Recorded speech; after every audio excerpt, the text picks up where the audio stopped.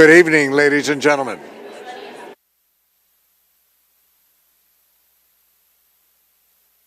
Good evening, ladies and gentlemen. Can I ask our fellow City Council to join us?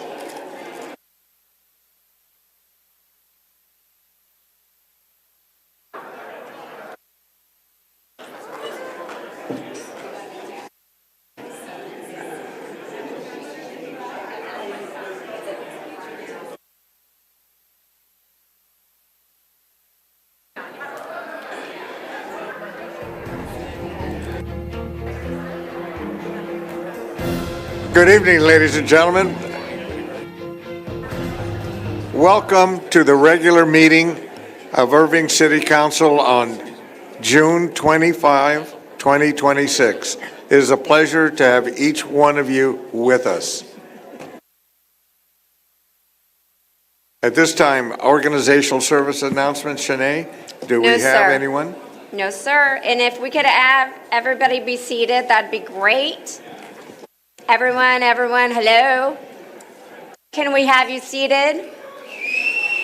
We're starting the meeting. Thank you.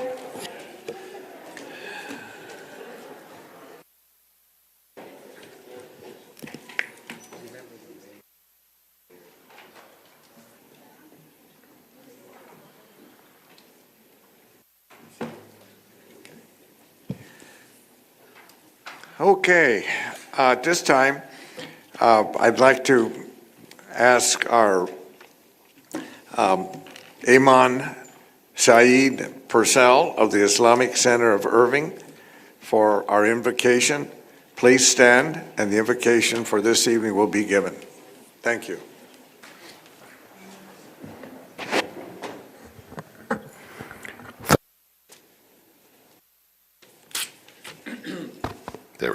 Thank you very much.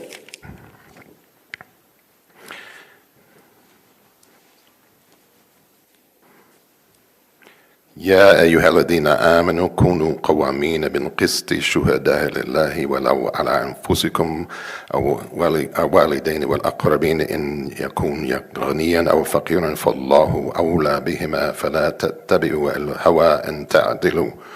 O you who have believed, be persistently standing firm in justice, witnesses for God, even if it be against yourselves or parents and relatives, whether one is rich or poor, God is more worthy of both. So follow not personal inclination, lest you not be just. The Quran, chapter 4, 135.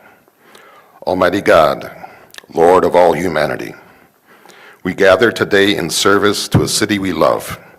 Irving is a beautiful mosaic, celebrated far and wide for the countless backgrounds, faiths, and walks of life that call it home. We thank you for this richness, and we ask for your guidance over everyone in this chamber entrusted with the heavy burden of leadership. We pray for the collective wisdom to honor the entirety of our community. Grant this council the clarity to see beyond what is merely politically expedient and the courage to serve everyone equitably, not just the powerful, the privileged, or the few, but every neighbor who contributes to the lifeblood of this city. Guide our leaders to move beyond the comfort of celebratory words, translating the promise of our diversity into deeds of lasting and meaningful value. Remind us all that true civic harmony is not about any one group seeking to control or dominate the table, but about ensuring the table is broad enough and the chairs accessible enough for all to share in the stewardship of our hometown. Cultivate within this chamber a spirit of genuine dialogue, where building lasting, trusting relationships takes precedence over the divisions of our time. Protect our hearts from cynicism and inspire those who govern to act with a justice that is blind to wealth or status, but intimately awake to the needs of the people. May the decisions made here tonight reflect the very best of who we can be together. Amen. Amen. Thank you. This time I'd ask Councilman John Block to have the Pledge of Allegiance of our country. Place your hand over your heart and recite the pledges with me. I pledge allegiance to the flag of the United States of America and to the republic for which it stands, one nation, under God, indivisible, with liberty and justice for all. Honor the Texas flag. I pledge allegiance to thee, Texas, one nation, under God, one and indivisible. Thank you.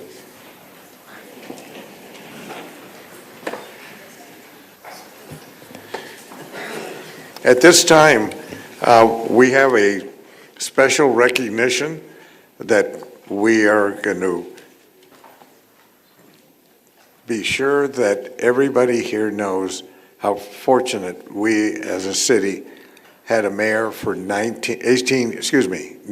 years, and we're going to pay that allegiance to him tonight.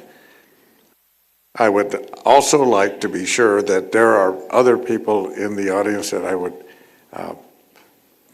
not only introduce, but there will be somebody I would like to then also thank for being here with us this evening. He is also being re-elected, but he's next door in Farmers Branch, a very dear friend and somebody that Rick spent a lot of years with, and he's here with us tonight, and that's Mayor Terry Lynn. Terry, please, thank you.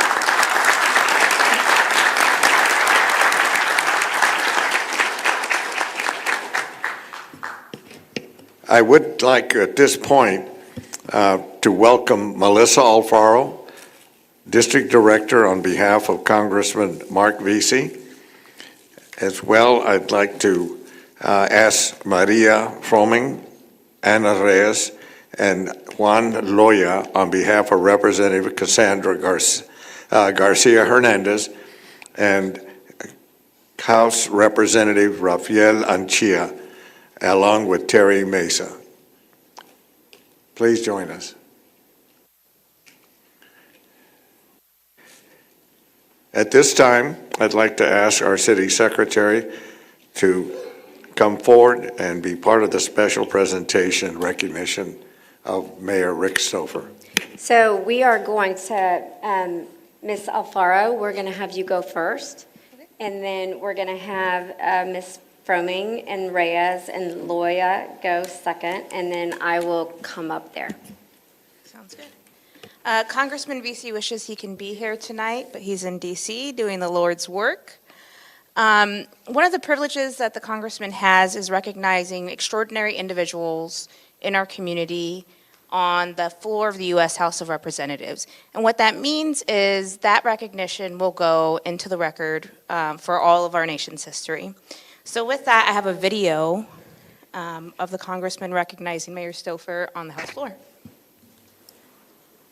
Today, I honor the distinguished service of my good friend Rick Stouffer, whose more than 3 decades of dedication to the city of Irving have left a lasting and meaningful impact on the community he proudly serves. He was elected to the city council in '98, and Rick has demonstrated a steady commitment to public service, and he has held so many key leadership roles in addition to mayor pro tem for the council. And he was reelected to his 3rd term in May 2023, and he's really helped the city of Irving grow. Anyone that's been to the city and they've seen Las Colinas and they've seen all the Fortune 1500 companies that have decided to make Irving their home over the last decade is absolutely amazing. And in addition to everything that he's done for Irving, he's also served on the Dallas Area Rapid Transit Board and other regional bodies that reflect a broader vision for the entire Metroplex. Rick is also a person who is deeply rooted in the Irving community. He's involved in so many different civic organizations, and he is just really a great guy. And alongside with his wife of more than 40 years, Melanie, he has really built an amazing legacy in the city of Irving. Rick, congratulations on everything that you've done for the city. Mr. Speaker, I yield back. Thank you.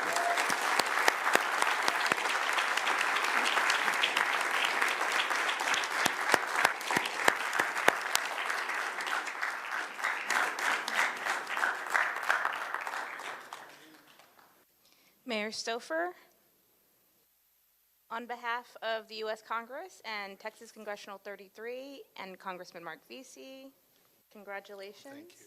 And thank you for your service. Thank you very much.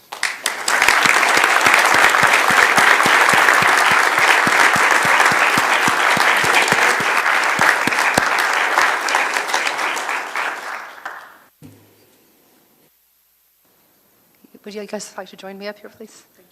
My name is Mariah Froming. I'm the District Director for State Representative Cassandra Garcia Hernandez.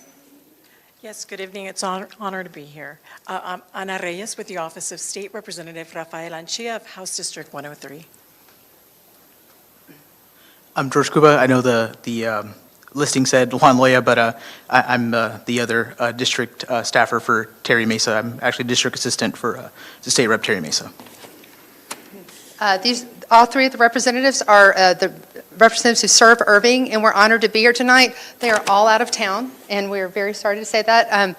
But we are here to present you with a resolution on behalf of the three representatives from the state of Texas. I'm not going to read it all because I think we are all very aware of Mayor Stouffer's contributions to the city and his accomplishments, but I do want to read the very end. So it says, whereas through his vision, leadership, and commitment to excellence, Rick Stouffer has made a positive and lasting difference in his community, and he has earned the respect and admiration of his fellow citizens. Now, therefore, be it resolved that Richard H. Stouffer be honored for his many years of service to the city of Irving, and that he be extended sincere appreciation for his outstanding contributions. I think I can speak for all three representatives. It's been an honor to work with you, to serve Irving, and we are very grateful for your guidance and leadership during our service. So thank you so much.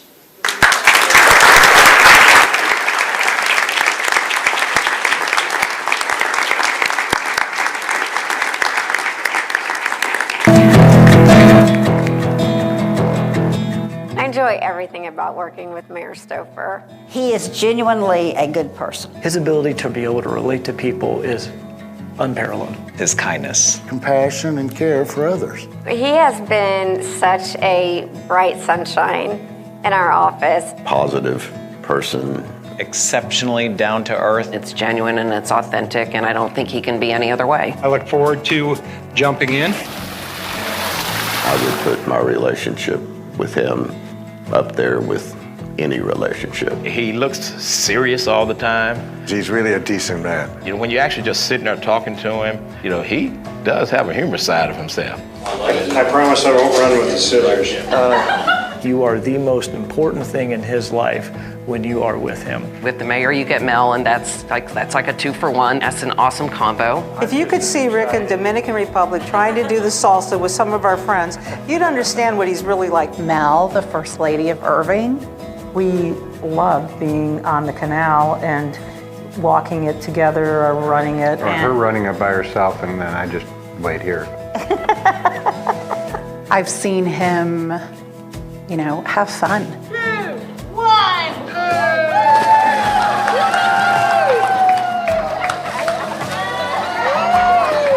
When he slid down the water slide because a new recreation center or pool is opening. Starts picking up speed at the first curve.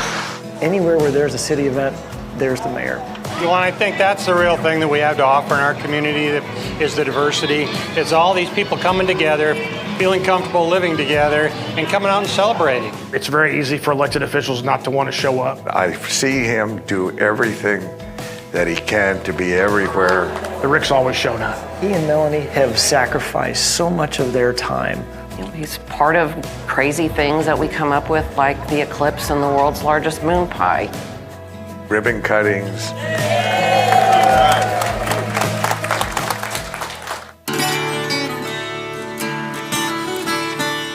Having, the ability to work with a chief elected official at the local level for Irving that is so committed to the local community. We're going on 33 years. Yes. You say it was one of the first places we ate when we came here. Is inspiring. A leader has to listen. There's people with different perspectives on things. He allow all the council members to really kind of speak their minds. He listens. He will, reserve and, won't cut you off. And just because I think one way about something doesn't automatically mean I'm right. And he's got very much that kind of attitude. Anybody that was a resident or member of this city, he would listen to what they had to say. And that's critical for a mayor, to be able to really make people feel I'm listening. You're going to do what you can. If you can't, you're going to tell them. He never made a decision based upon himself or a small group of people. It was all his decisions were always made on how best to serve the city as a whole and how best to grow and move the city forward at the benefit of the residents, not himself. I enjoyed the fact that he was very thorough and that he appreciated some of the issues that he would deal with that weren't necessarily those that grabbed the headlines or were glamorous or sexy. Traffic, transportation. He loves infrastructure. Infrastructure to me is the backbone and the key to the success of not only our city, but every city in the region. Strategic about what he wanted to do for the city, had a clear vision. His recent work with DART. And how he showed leadership. That really stands out as a significant milestone. He knew that mobility meant economic growth. All his years of really fighting for Irving's interest. There's a sense of team that he creates. He was part of the council that got the Irving Convention Center done, that got the hotel. All of his work in economic development. He was a really strong catalyst in the Toyota Music Factory. And his ability to be able to continue to grow the corporate tax base. And it's exciting to see the success of that team effort. He has those phone calls with those executives. He talks to them. So when you look at, some of the new corporations, the Wells Fargos of the world. We worked together to bring HEB. Rick has played a major role. We really worked together with our city management to now have a major Mustang park that is going to be the showplace for the Metroplex. His touch has been on all of that.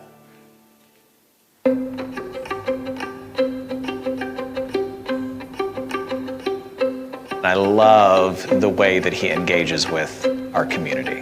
That had unshakable trust. All the different facets of our community. We got a very diverse city here, and we got a lot of faiths, a lot of religions, a lot of cultures, a lot of ethnic groups. To be proactive.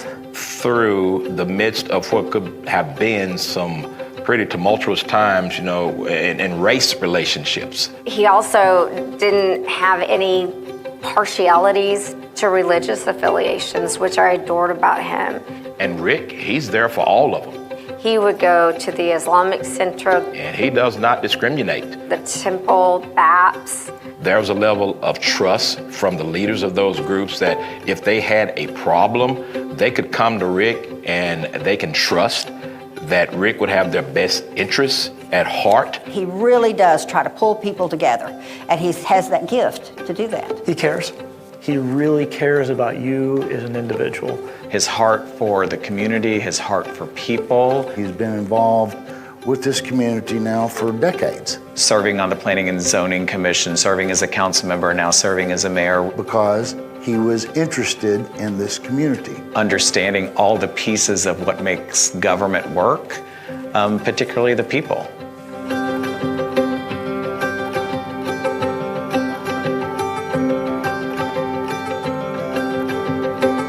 He's been a great mentor to me. He literally goes to each of my staff people and will check on them. Always there to answer a question. Stacey, how you doing today?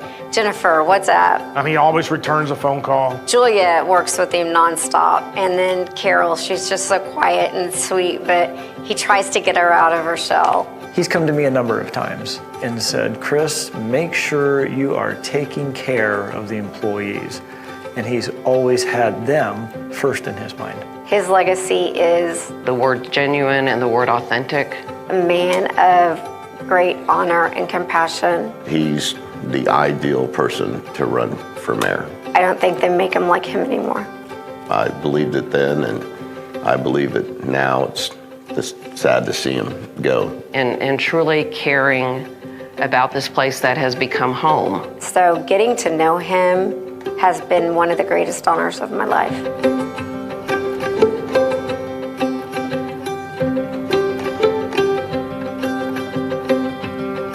Mayor Stouffer, thank you for so many years of service to the city. I do want to thank you, Mayor Stouffer, for everything you have done. Melanie, thank you for sharing your husband with the city. You two as a couple have been a great bedrock and a foundation for the city and what leadership looks like. Thank you for your service to the city and us as citizens. Thank you for your 5-star leadership to Irving, Texas. Your impact will be felt for generations. And thank you on a personal level for making my experience these last 9 years with you an extraordinary experience for me. There really aren't any good words to say more than just thank you, but thank you, and thank you isn't near enough to say thank you for everything you've done for this community, for me personally and professionally. For all that you mean to us, words alone could not express. So love from me and from my team, and an appreciation for all that you do for us. And I personally want to thank you for a friendship, even a mentorship, guidance along the way. My friend, as us in the military say, old mayors don't die, they just fade away. So have your journey, enjoy it, and don't be a stranger, because I won't let you. You're my friend. I can't tell you how much I appreciate what you've done for our community. You're a good man. Thank you for letting an Irvingite kid like me learn and grow and understand what local politics is and what it looks like and how to do it right and how to always be present. Just thank you for all that you've given. Now go away and go have some fun. Enjoy wherever you're going, and gonna miss working with you. And please don't go too far. We still need you around to help us out here in the city. I will miss you dearly, and you and Melanie need to go and travel the world and not get in trouble.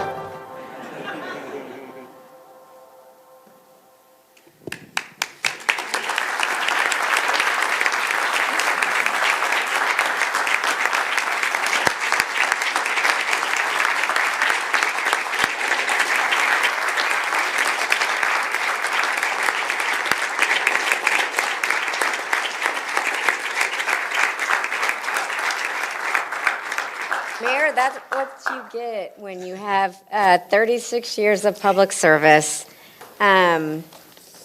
We have prepared a little something for you.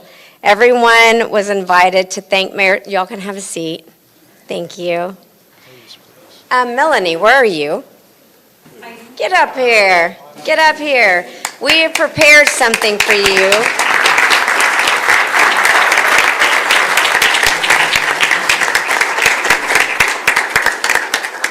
We asked for a couple of weeks for everybody to submit their messages to the mayor. Those messages included gratitudes from every level of city staff, even state representatives submitted messages, and they span multiple religious, social, regional, and volunteer organizations. Your messages have been compiled alongside hundreds, literally hundreds, of photos in a keepsake book to paint the picture of the mayor's historic 3-year terms. And I want you to know, this man is the only man who's served 9 years as a mayor, and that's the longest period in which you can serve as a mayor because we are term limited. So you will get to see this later, but there's literally hundreds of pictures and all of these comments from people. And this is for you, Mayor. We love you. We're going to miss you.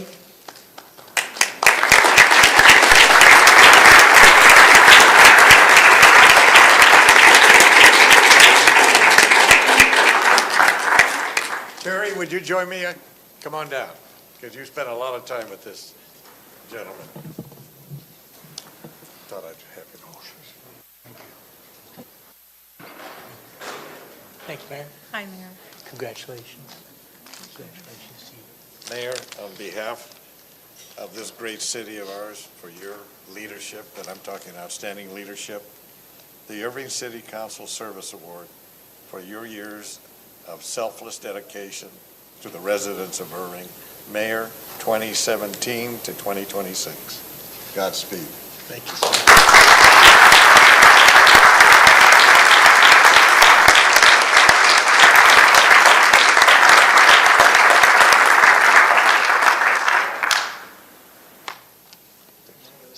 You want me to say something? Yes, you're not done yet. You want me to say something before you say something? Yes, do it. Since I didn't, I'm a mayor, so I'm not going to pass up a microphone.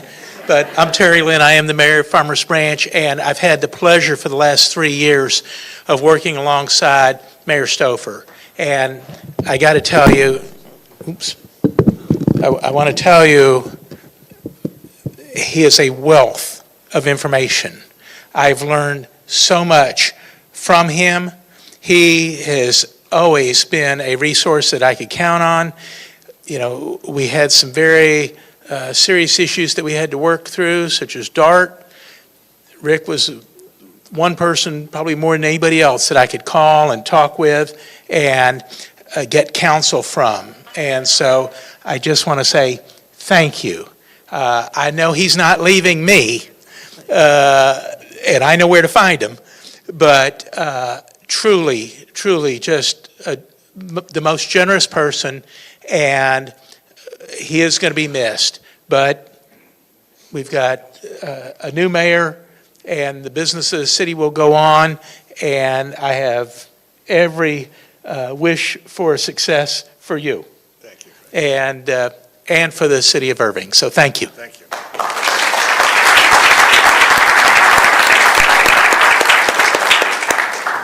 Well, as usual, the staff does an outstanding job of making sure they surprise me. I tried to tell them that not to do anything major, because this is what you do in these positions.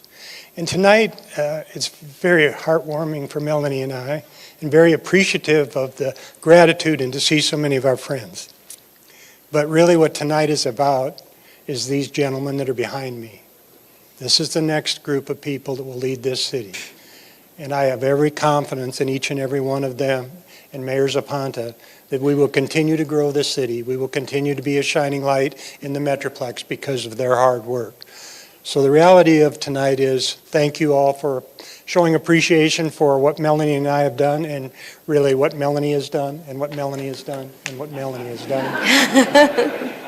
But really, it's about these guys sitting behind me and the dedication that they have, the commitment that they have, and the commitment that the Mayor Zaponta has to lead this city into the next 3 years. So congratulations to them. Thank you very, very much from the bottom of my heart. Both Melanie and I are very humbled by all of this and very appreciative of all of it. But tonight's about these guys, so we need to get me off of here and start talking about them. So thank you all for being here.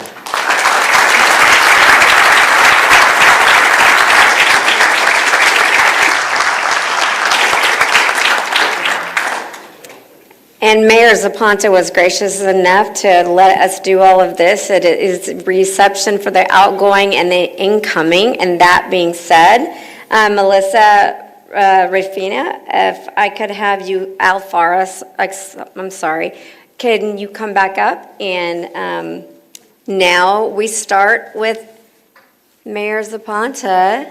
She's going to read something for you.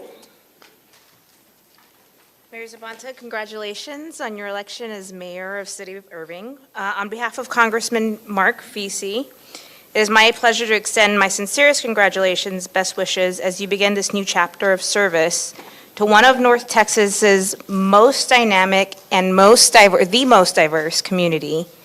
Throughout your years of public service, you have demonstrated a deep commitment to Irving and its residents.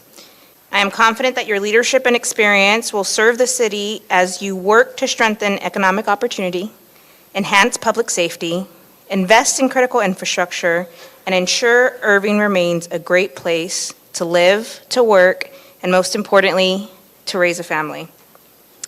On behalf of Congressman Mark Vesey, congratulations, and you'll get the congressional record at the retirement part.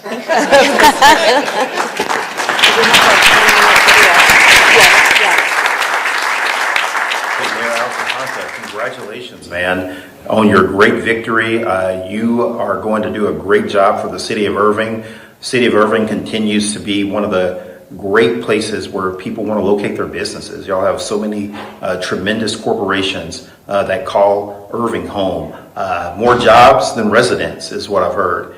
And the city just keeps growing, and I know that it's going to continue to thrive under your leadership and under your direction. I look forward to working with you and continuing to see your beautiful city grow and prosper as it has and has made the Metroplex so proud over the last decades, and continuing to work with you and the council on how we can continue to make that growth possible is something that's very important to me. So congratulations again.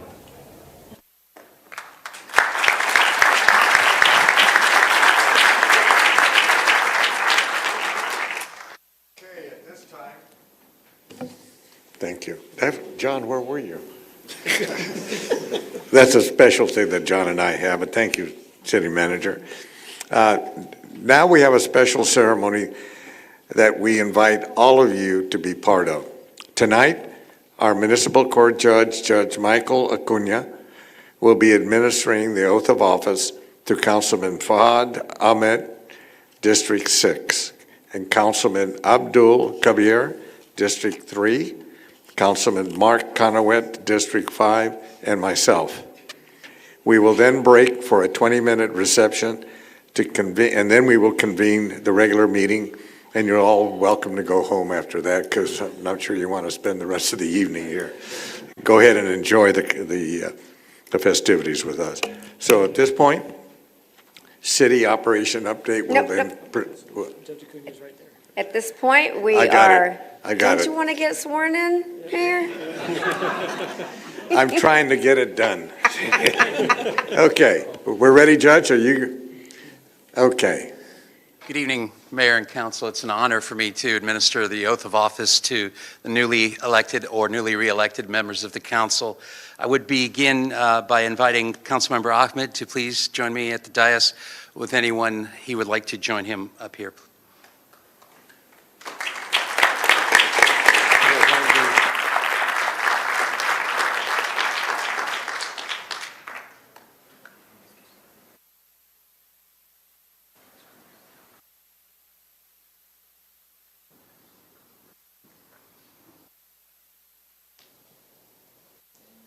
Good evening, sir. Good evening, Your Honor. Would you like to?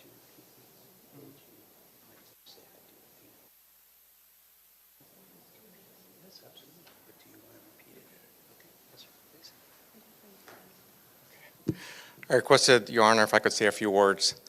The moment that we got the election results and I was given the news that I won the election, the love that I had for this country grew even more than ever before. The reason was that only in this beautiful country can a 14-year-old immigrant that came here with $6 in his pocket, worked hard, sustain a disabled mother, and then work our way up in a way that I was able to unapologetically run for an office. And that's not kudos to me, that's kudos to the community that I serve, that you guys all elected me with a great victory of 8 out of 9 precincts. So I don't take that trust lightly, and I will be your councilman every single time. And the short time that I've been here for 1 month, I've grown to have a great appreciation for our city staff, our police department, our fire department, our executive staff under Chris Hillman, and my admiration for our city council. And more than anything, I'm looking forward to working under the leadership of our Mayor Al Zapanta, who's given almost all his life to public service. So thank you very much, all of you.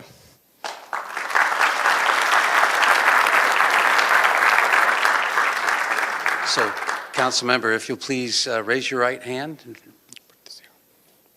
and repeat after me. I, Fahad Ahmed. I, Fahad Ahmed. Do solemnly swear or affirm. Do solemnly swear or affirm. That I will faithfully execute. That I will faithfully execute. The duties of the office. The duties of this office. Of City Council. Of City Council. District 6. District 6. City of Irving. City of Irving.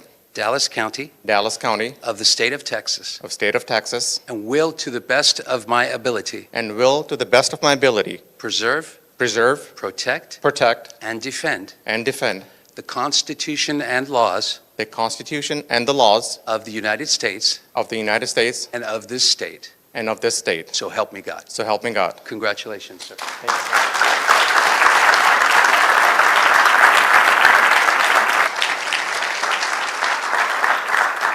Now I'd please ask Councilmember Kabir to join me on the dais with anyone he would like to join him.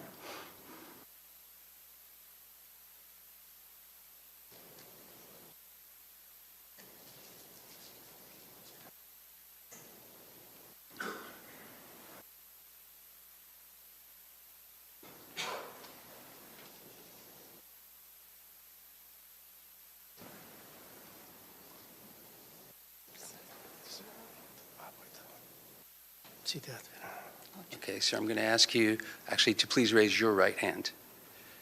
Okay. Okay. And as you have requested for me to recite the oath in its entirety and you to say I do at the end, if you'll please do that. Okay. I, Abdul Kabir, do solemnly swear or affirm that I will faithfully execute the duties of the office of City Council, District 3, City of Irving, Dallas County, of the state of Texas, and will, to the best of my ability, preserve, protect, and defend the Constitution and laws of the United States and of this state, so help me God. Help me God. I do. Congratulations, sir.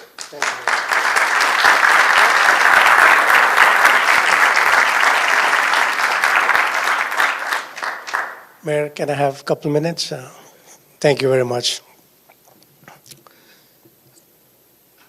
Bismillah, in the name of Allah, the most merciful. First, I would like to thank Honorable Mayor, my dear colleagues of the City Council, and my dear community members and the district who I represent. This is your win. This is an election which we have won for the second term. Thanks for your trust on me to take care of some of the things which the city would like to do. As you probably know, the first 3 years has been wonderful, wonderful time, and I have learned so much how the city function and how the government function. And with my colleagues, I have learned a lot. So that learning and that education which I got from them, I'm going to use it for next 3 years. So I need your prayers to have a successful 3 years, in coming 3 years. And I would like to thank my district, my volunteer, my campaign volunteers, and the people who have worked hard to accomplish this win.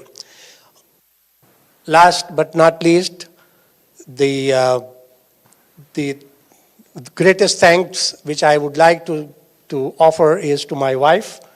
She has been a champion in the field, as probably you know. She has worked harder than myself and my people. She was there every corner of the street and every corner of our district to make this happen. So I would like to sincerely thank you for your hard work. Thank you very much.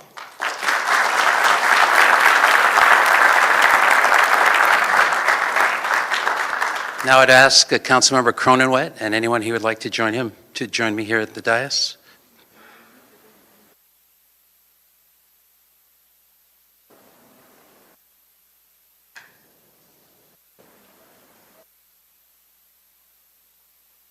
Good evening, sir.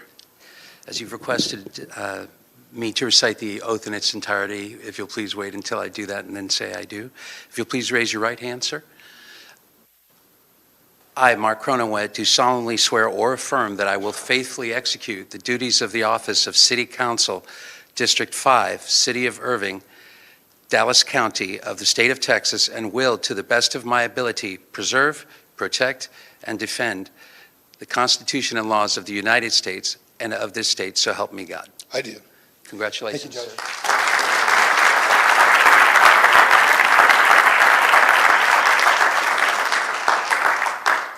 Just real briefly, it's been a great honor to serve this city over the past 3 years, to serve all of you, doing the best that I can with this wonderful group of men on the city council to make this place the best it can be to live, work, and play.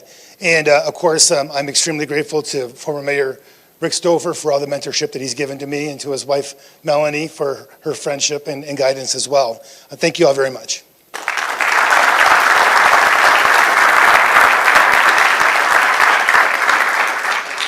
Now I'd ask Mayor Saponta to please join me on the dais, and anyone he would like to join him.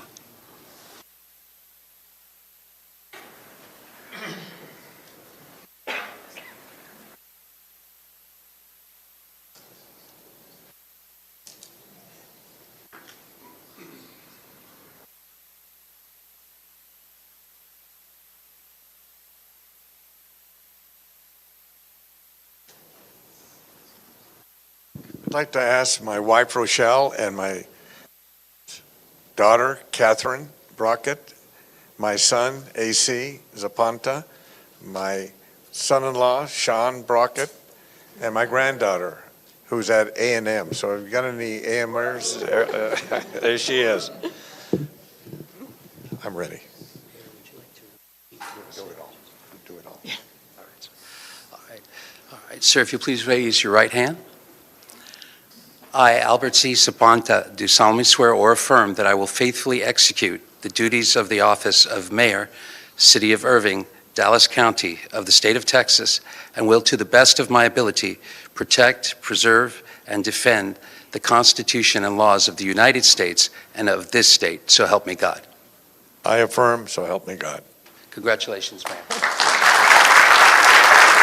Here we go.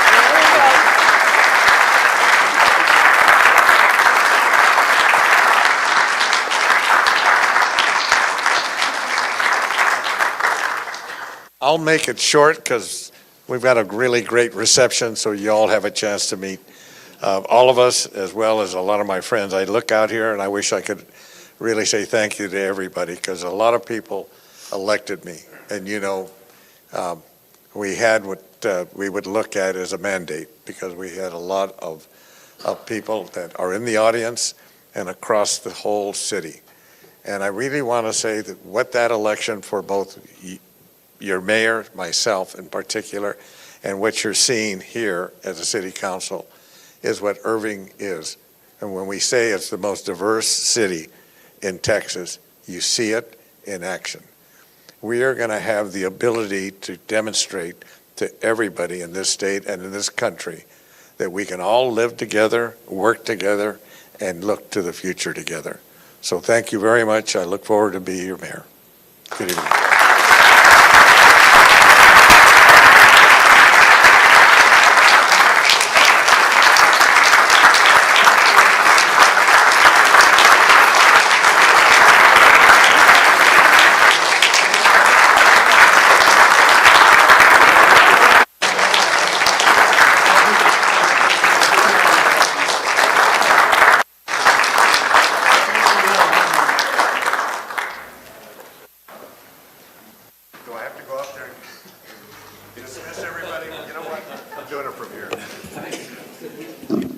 Ladies and gentlemen, please join us. Shanae, Keo, am I on cue? You are on cue. Everybody go eat. Please enjoy the Enjoy. reception. Thank you.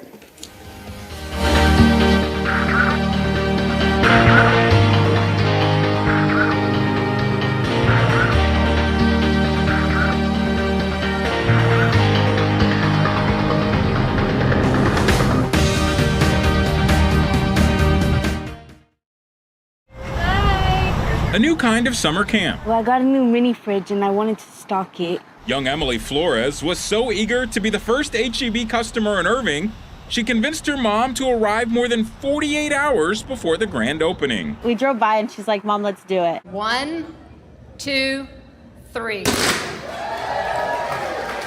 Mayor Al Zapata and Irving City Council members were among the VIPs invited to get a sneak peek at the expansive new grocery store located off 635. So this is really an icon, and for us to have the first in Dallas County right here in Irving, hey, that's a big one. For decades, the community has been asking for Irving to secure an HEB. And to have both an HEB and a Jovi's in Irving, that's a great win for the city and a great win for the residents. As they say here, no store does more. More choices, more flavors, and certainly more unique Texas tastes.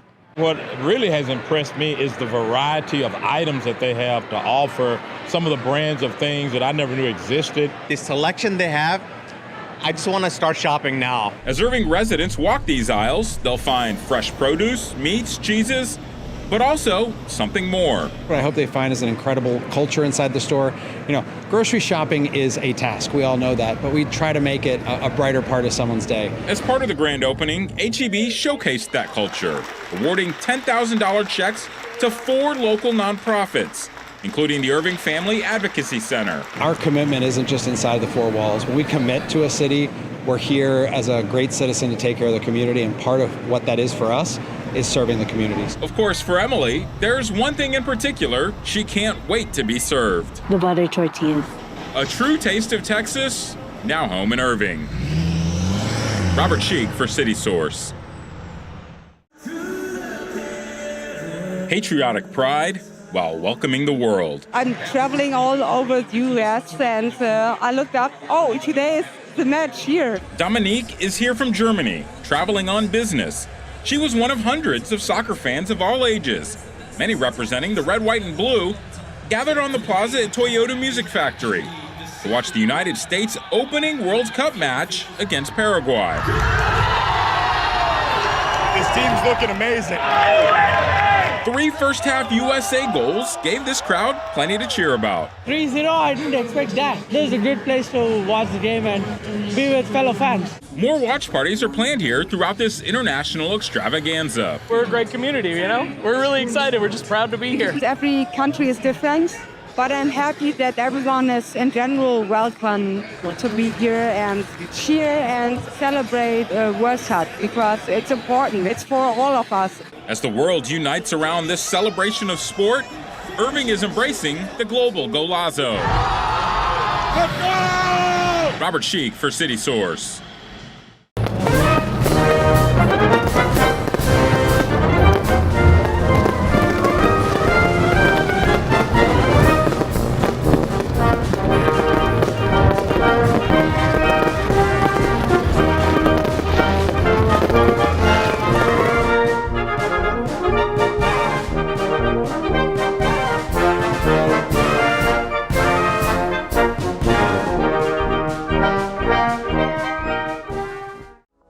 Sizzling competition. We fire up the grill and see who's cooking the best steak at this year's Rare Steak Championship. We're happy to kind of be out supporting Irving, supporting the community. Historic Freedom. The community pays tribute to the past while commemorating the present at the city's annual Juneteenth celebration. It celebrates different cultures, and that's just what makes us who we are today, just a melting pot of cultures. Haunted Fun. We check out the scary sights roaming the Irving Convention Center at this year's Texas Frightmare Weekend. I love making people scared, love making people smile, so can't you tell? And in Feature Flicks, I review one of the most talked about films of the summer, Steven Spielberg's latest sci-fi thriller, Disclosure Day. The data they paid me to protect. Are they people?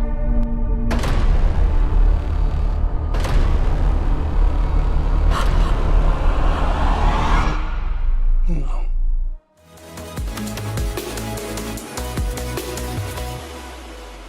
Hello everyone, welcome to Irving Spotlight. I'm Susan Stevens. We begin tonight with an event where culinary passion meets competitive spirit. Rare Steak Championship returns to Levy Event Plaza for a mouth-watering competition. Sizzle, slice, chew. 3, 2, 1, welcome to Rare! The Ultimate Steak Showdown returns to Levy Event Plaza. Today we have Rare Steak Championship. It's our second year in Irving, so we're super excited to be back. We're happy to kind of be out supporting the community and just kind of getting our name out there, yeah. 23 of the top steakhouses in DFW are firing up the grill and mixing drinks. We have a high desert sour. We're partnering with Fry Ranch. We did a bourbon and a mezcal split base, a little bit of orange juice that we amped up, a little agave, and a little lemon juice. I'm not even a bourbon girl, but that just tastes really smooth and the perfect amount of citrus. To find out whose cocktail and cut are above the rest. We have a cold smoked ribeye on top of barbacoa with masa at the bottom, so essentially it's an open-faced tamale. We're serving our sliced beef tenderloin with our signature sauce, which is a green peppercorn sauce. It's slightly spicy, and then we have our famous smashed potatoes underneath that. I'm gonna have to come back for a second one of this. We are serving a grilled Wagyu steak over a tostone, which is a plantain crisp with our house chimichurri and a little bit of guajillo crema at the end. From creative bites to traditional bold strips, the competition is tough. Fortunately, the steak is tender. So good. I mean, there's nothing wrong. It's quite rewarding. But this event is about more than competition. It's about a rare experience. There is no event like this event. You cannot go anywhere where you get this much steak, all included in your ticket. The drinks are included. You don't pay for anything once you get inside. You get to taste this huge variety of different types of steaks from different restaurants. All the chefs are here. And where the stakes are high, the community comes together. Good food is also part of the annual Juneteenth celebration. The cultural gathering returns to Heritage Park, inviting the community to honor resilience and rich history through music, family fun, and fellowship.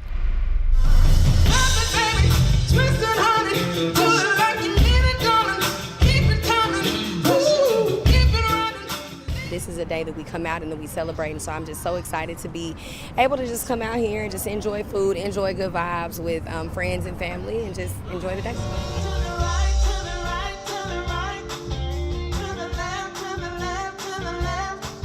Today is Juneteenth. The city of Irving puts this event on every year like clockwork. We're here to celebrate our freedom. We're here to network. We're here to pour into our small businesses, local vendors, and just have a good time.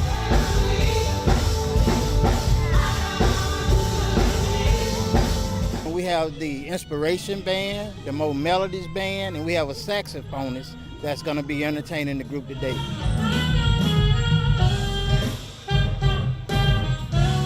The entertainment has been good. There was some dancing. We kind of got out to do some line dancing and things like that. Food was good. So the sun is out. It's raining this morning, so I'm just happy to be out and celebrate. It's a day that's becoming more and more popular, I think. It's a federal holiday now. But we really just wanted to enjoy the community and just togetherness.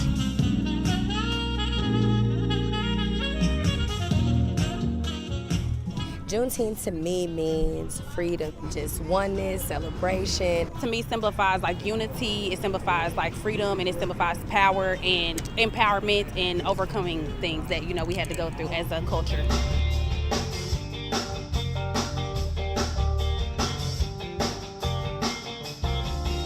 I think it's important because we need to show that we are sticking together, that we can grow, that we can develop, that we can rebuild the things that have been trying to, overcome us.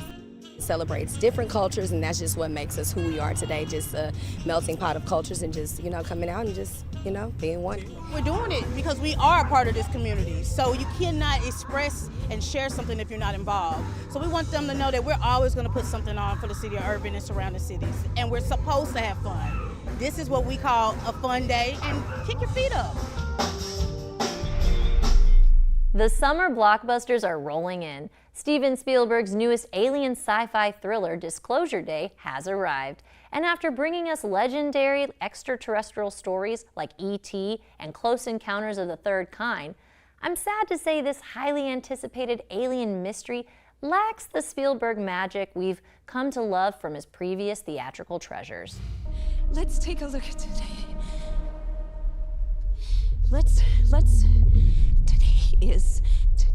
Today's. Disclosure Day asks the question, What if you found out we are not alone and someone was able to show you undeniable evidence of alien life? Would that scare you? It's an interesting question and could be an interesting movie if the script and the characters were not all over the place. In the film, Dr. Daniel Kellner is on the run from his underground government boss. He carries a great deal of proof that aliens are among us and feels that the entire world should finally know the truth. Luckily for him, a Kansas weather girl, who shockingly is linked to the aliens, can help Kellner get the message out. There are several issues with this film. It appears there wasn't a clear intention of which direction they wanted to go. The tone bounces around from a serious drama to a hokey and unconvincing kids movie. There are numerous plot holes in the convoluted storylines, and the underdeveloped characters make any emotional or climactic scene feel unearned. The saving grace of Disclosure Day and the real reason to watch is Emily Blunt's award-worthy performance as Margaret Fairchild. She brings energy and personality as well as humor to the very long 2.5-hour underwhelming sci-fi. Though the rest of the all-star cast, including Josh O'Connor, Colin Firth, and Coleman Domingo, do a fine job, their surface-level roles are not as memorable. There is thrilling action that entertains, and the comedic relief makes the film worth a trip to the box office, but set your expectations low. It does pain me to speak negatively about this movie, especially because of Blunt's performance, but Spielberg can and has done much better than this. The intent to reflect on humanity and have empathy for the unknown is admirable and greatly appreciated, but the efforts made to bring that message to the screen fell flat and rings hollow. Why would they do this? When the time is right, everything will become clear.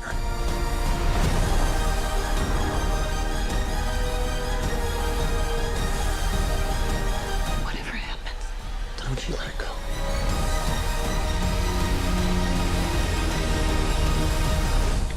Disclosure Day is now showing. Check AMC Irving Mall and Alamo Drafthouse Cinema Las Colinas for showtimes. Sci-fi and horror fans return to the Irving Convention Center to step into the thrilling world of Texas Frightmare Weekend. Genre legends come together for an unforgettable festival featuring celebrities, exclusive panels, unique cosplayers, and so much more.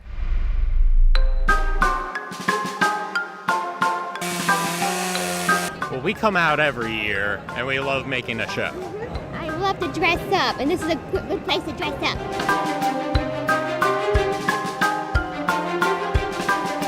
What's not to like about coming to a horror convention? The people are just amazing! I offer free childcare.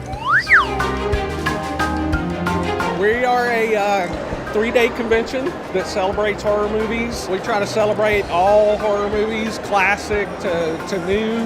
There are so many fun, cool things and people to see, and it's great to see everybody celebrating those things together. I love horror. I've been a horror.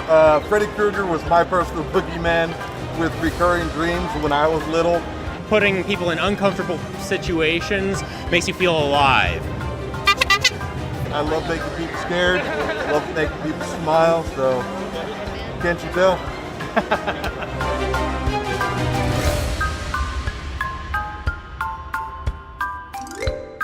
I've been attending conventions since I was a teenager, but we decided it was time to start selling. We just love horror movies, and we love selling, and we love supporting the community. Do we want with blood or without blood? There's both in there. We started out doing mostly laser engraving, that's where the name came from, but we've since expanded. So we have everything from pins, accessories, jewelry, plush, and more. There's so much. The photo ops, the panels are super fun, but the main attraction is always the guests. Who you got a car? Ghostbusters. Ghostbusters. That's right. Always happy to have the Scream crew back. You can see they draw a crowd, and they love Matthew Wood. I love the guy. When you meet him, he's actually surprisingly pretty nice.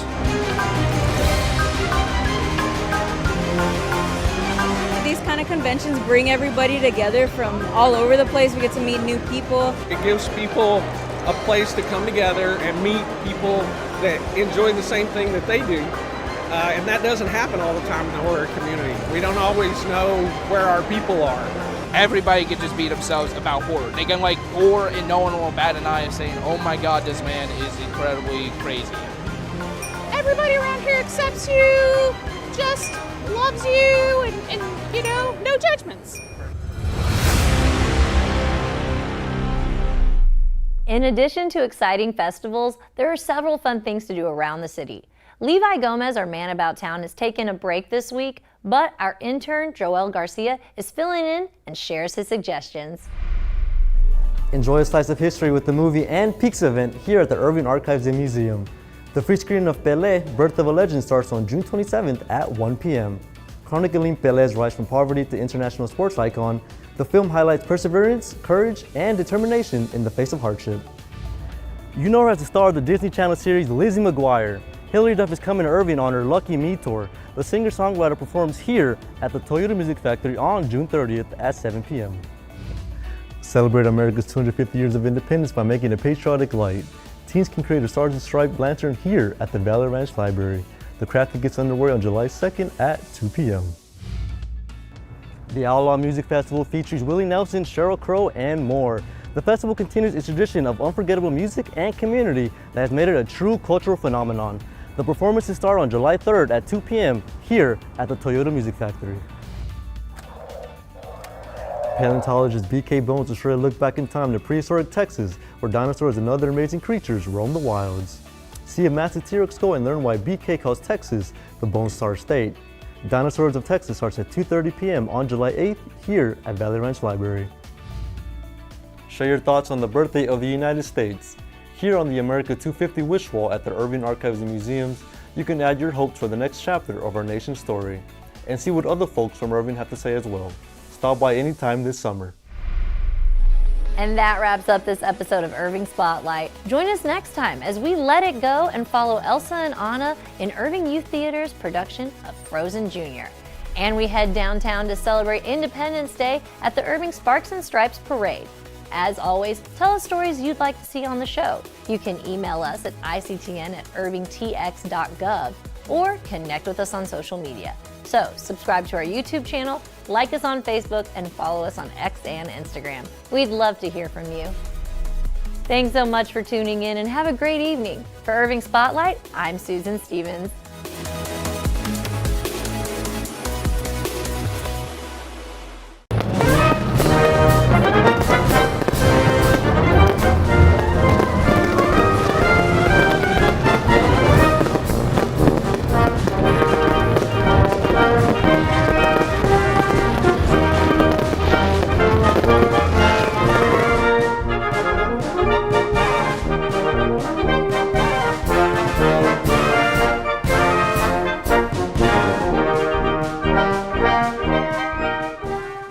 This is a drill. This is a drill. Let's go now. Respond on training 8, engine 7, engine 12, engine 5. A fire training scenario where the onlookers are the students. All units responded to instruction 5. This was pretty epic. I highly recommend this to anybody. And it was awesome to actually see them in action. I'm actually aspiring myself to become a firefighter. Lester Hunt was one of the dozens of Irving residents who attended Fireground 101, a one-day crash course hosted by the Irving Fire Department. Most people, they see the fire department driving down the street, and that's the extent of the interactions we get on a daily basis.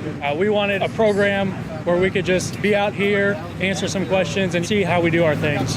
While much of the day was in a classroom setting, we can look at fire patterns and see how the fire was affected by wind or the water we sprayed.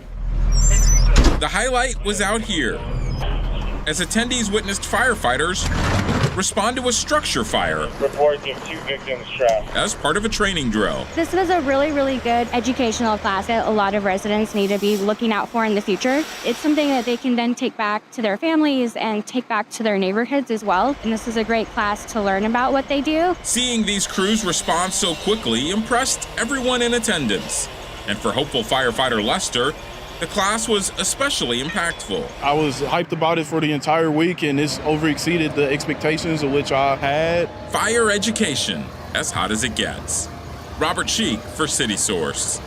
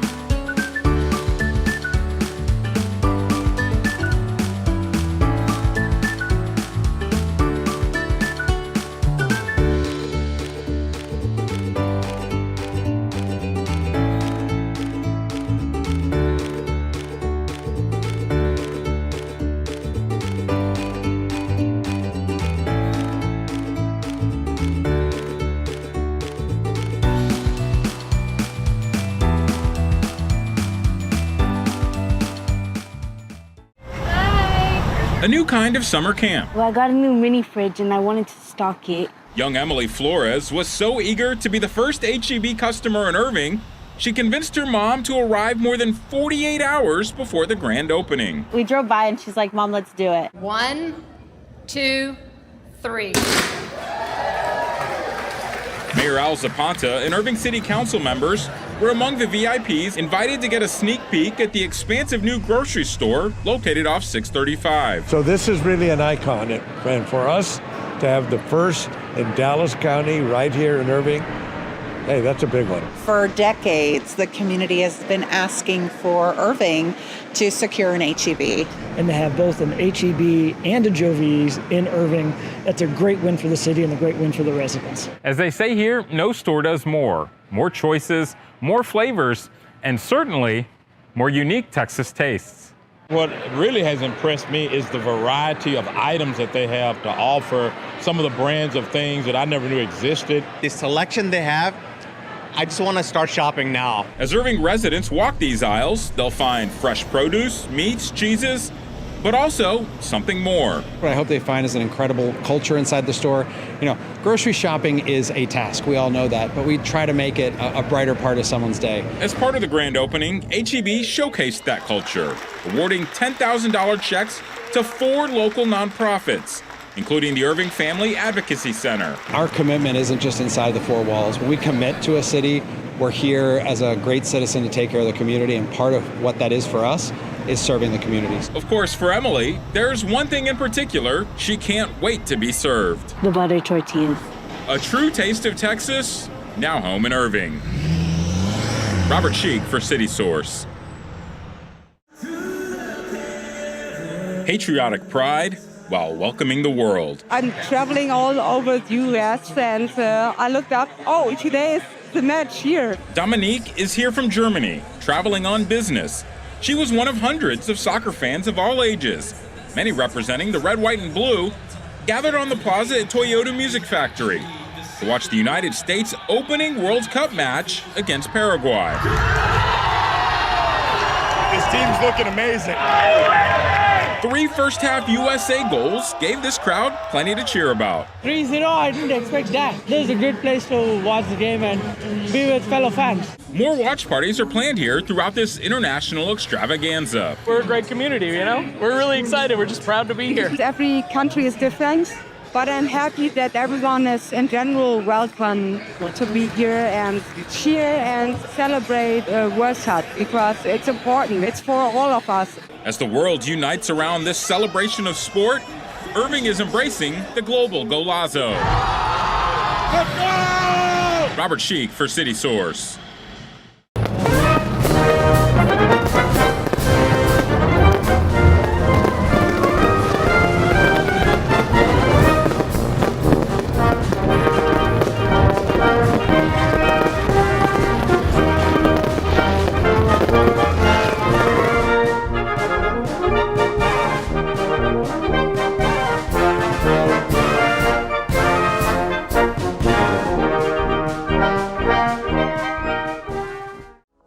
Sizzling competition. We fire up the grill and see who's cooking the best steak at this year's Rare Steak Championship. We're happy to kind of be out supporting Irving, supporting the community. Historic Freedom. The community pays tribute to the past while commemorating the present at the city's annual Juneteenth celebration. It celebrates different cultures, and that's just what makes us who we are today, just a melting pot of cultures. Haunted Fun.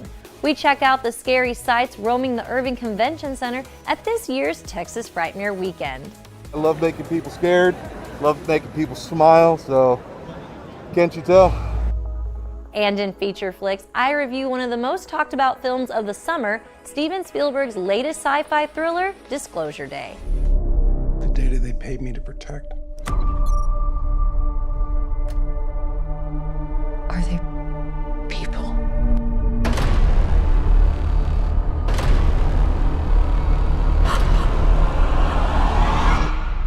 No.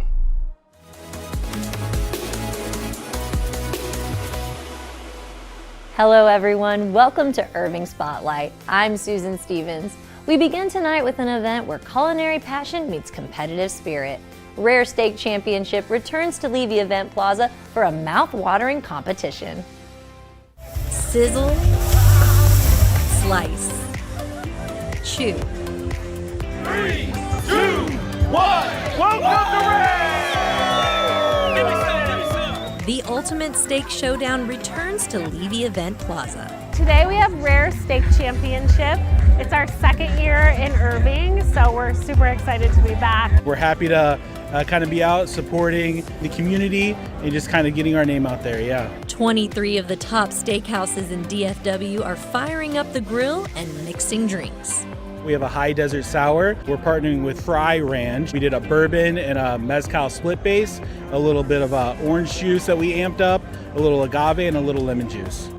I'm not even a bourbon girl, but that just tastes really smooth and the perfect amount of citrus. To find out whose cocktail and cut are above the rest. We have a cold smoked ribeye on top of barbacoa with masa at the bottom, so essentially it's an open-faced tamale.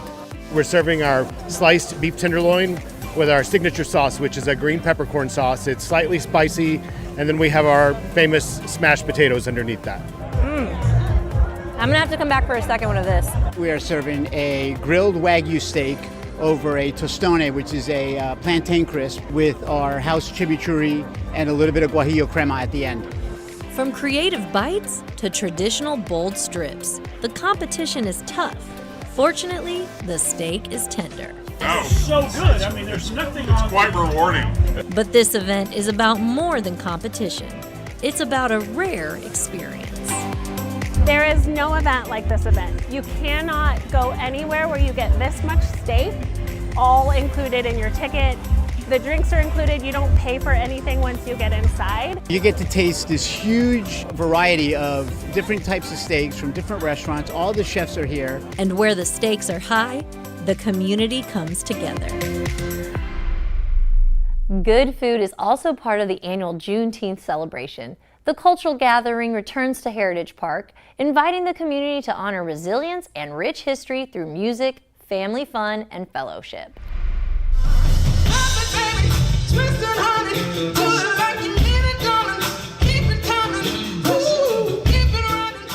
This is a day that we come out and that we celebrate, and so I'm just so excited to be able to just come out here and just enjoy food, enjoy good vibes with friends and family, and just enjoy the day.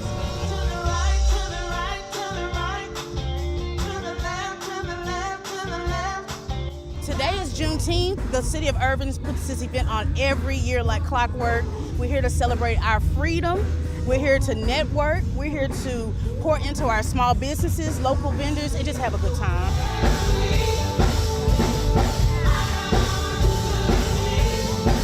We have the Inspiration Band, the Mo Melodies Band, and we have a saxophonist that's going to be entertaining the group today.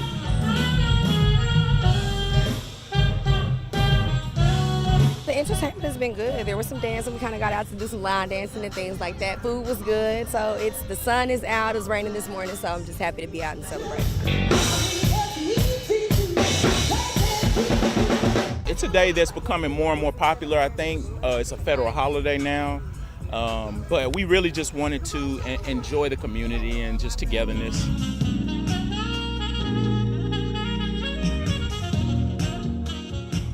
Juneteenth to me means freedom, just oneness, celebration. To me, signifies like unity, it signifies like freedom, and it signifies power and empowerment and overcoming things that, we had to go through as a culture.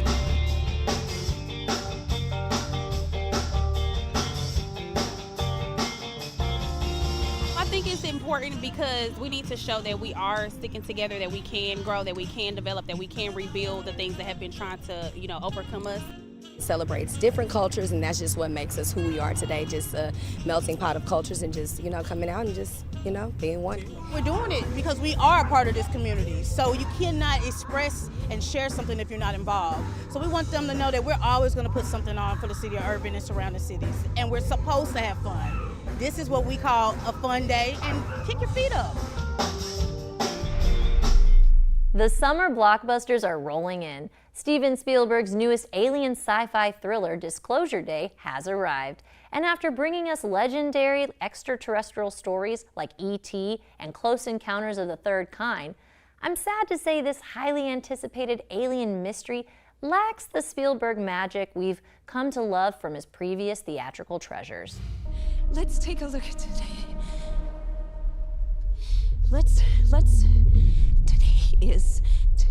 Today's. Disclosure Day asked the question, what if you found out we are not alone and someone was able to show you undeniable evidence of alien life? Would that scare you? It's an interesting question and could be an interesting movie if the script and the characters were not all over it.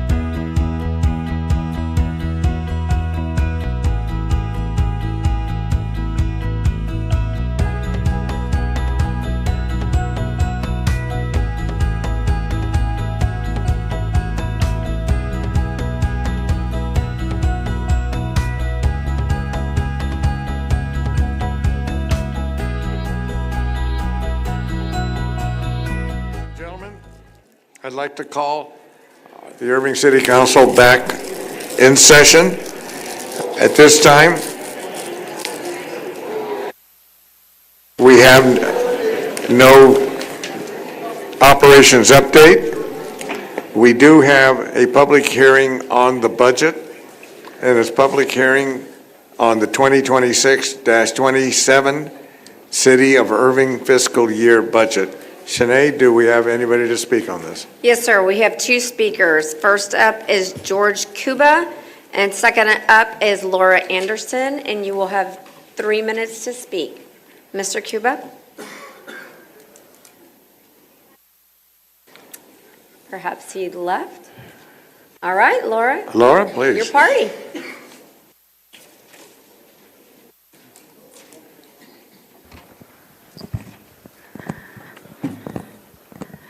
Good evening, Mayor and City Council. It will not take me 3 minutes. I just have one thing to talk to you about on the agenda.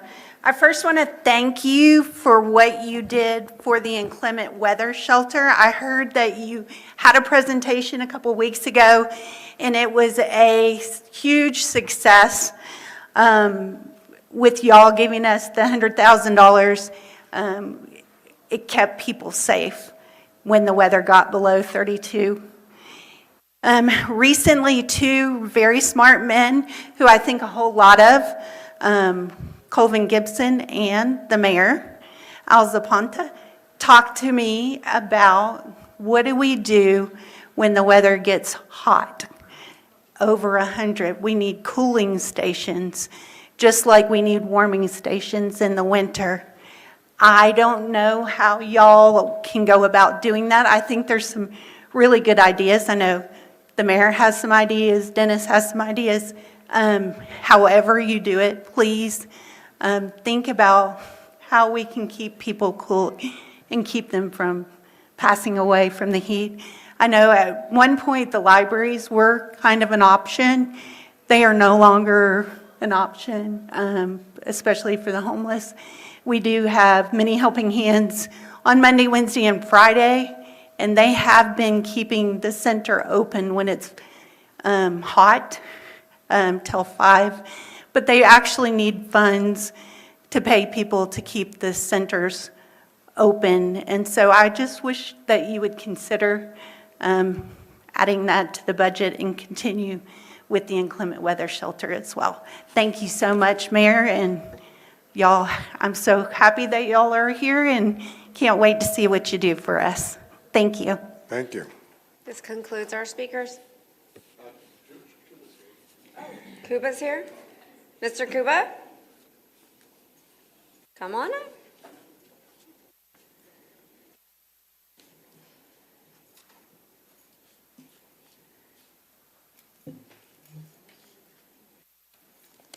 You have 3 minutes. Thank you. Good evening, Council. My name is George Cuba. I live in 2325 Meadow Crest Lane. That's in very South Irving. I think I'm 0.4 miles from the, city limits of Grand Prairie. And that's important because the Campion Trails South runs near my house. I walk it at least once a week. And I wanted to talk about, with respect to the budget, right? Of course, budgeting more for Parks and Rec, but also some of the improvements could be done to Campion Trails. I know that the improvements have been done where the part that runs along Hunter Farrell between Story and MacArthur, it's wider, it's nicer. And I think it was Grand Prairie that added mile markers, and that kind of where it goes back to Irving, where there was a mile marker passing the MacArthur, goes down and then takes a left before the underpass and where it connects to Mountain Creek Park. It was a blue mile marker. It was removed for some reason. It must have been some kind of construction or some kind of just something licit, right? Not illicit, something licit, and it was never put up. And of course, that sounds like a very minor thing, but of course, I walk it often, and so I see what has changed and what is lacking. And so that also goes into the broader point of just quality of life improvements for the Campion Trail South. I understand walking during the daytime during the summer is a very bad idea, but it is noticeable early morning and also before dusk that there is really no shade, the whole strip from Story and really the back road to Lone Star Park all the way till Hunter Farrell, that there's no shade at all. And so understandably, trying to plant a bunch of trees next to a trail is not only a big effort, but also the roots could end up affecting, right, the sidewalk. So, but looking at some kind of shading would be pretty nice for that part. And really that's the extent of my comment. Just quality of life improvements for Campion Trails. I walk it every day, every week. And so I would like to see, the city to focus on the small things like that. And of course, the other thing, which is probably not the first time, not the only time, and you'll never hear the end of it, but potholes. There are some areas of the streets, to be fair, more specific areas that tend to be pothole prone. And I'm not sure what the problem is aside from, more drivers and more heavier vehicles. And so a part of the road ends up being run over more, and therefore it leads to a depressed area and therefore a pothole. I don't know, making sure that those are an area of focus. Thank you. Thank you. Okay, thank you, Shanae. Our next item is consent agenda items 3 to 26. Is there any council member wishing to pull any item from this consent agenda? Motion to approve. Second. Thank you. All show your vote, please.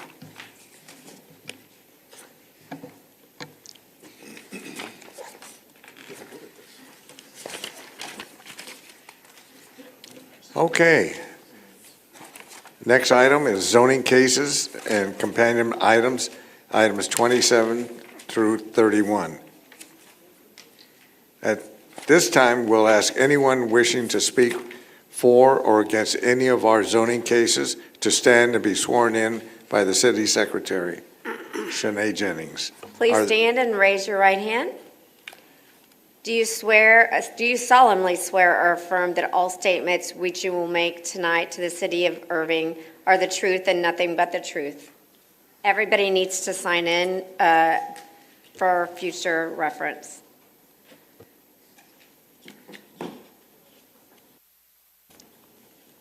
Okay, thank you.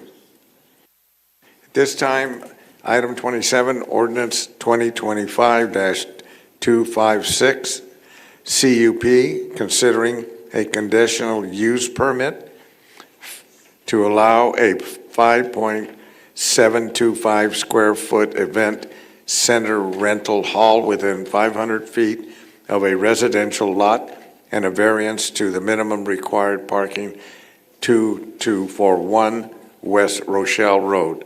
Shanae, do we have anyone signed up to speak on this item? Not that I'm aware of. I'll return it to the council. We do have, and then, is the applicant here? Is the applicant here? Okay, please. Thank you. State your name and address, Yeah, because my I name don't is- have it. My name is Ashraf Ali Khan. I'm from Salt Lake, Texas.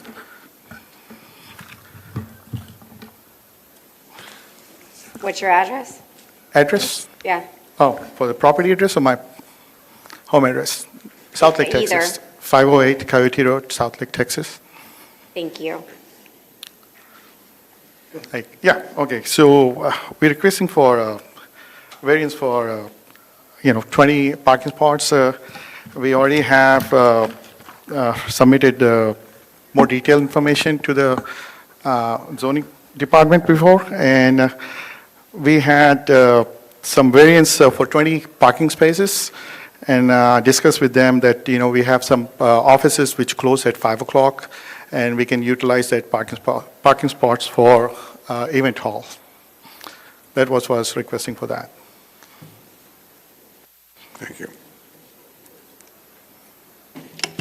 Council members, any comments at this point? Here, Mayor. Yes. I'm sorry, I didn't quite understand. Did you say you have an agreement with somebody for parking spaces?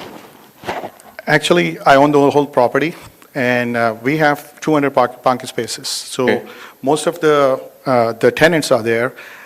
We have like 30 to 40%. They leave the premises at 5 o'clock, and the event hall is usually after 5, and that's why we are requesting for the variance for 22 parking spaces. What are the hours of your event? Usually after 5, Do you have hours set? not yet. So So- until we get that permit, for the cup, then we can set up the hours and everything. But, usually it's, for the wedding and other invitations, usually after 5, 6 o'clock event. And basically, we have offices that other tenants are there, so they close at 5 o'clock, and we have plenty of parking spaces over there. What would be a viable solution if you had an afternoon event?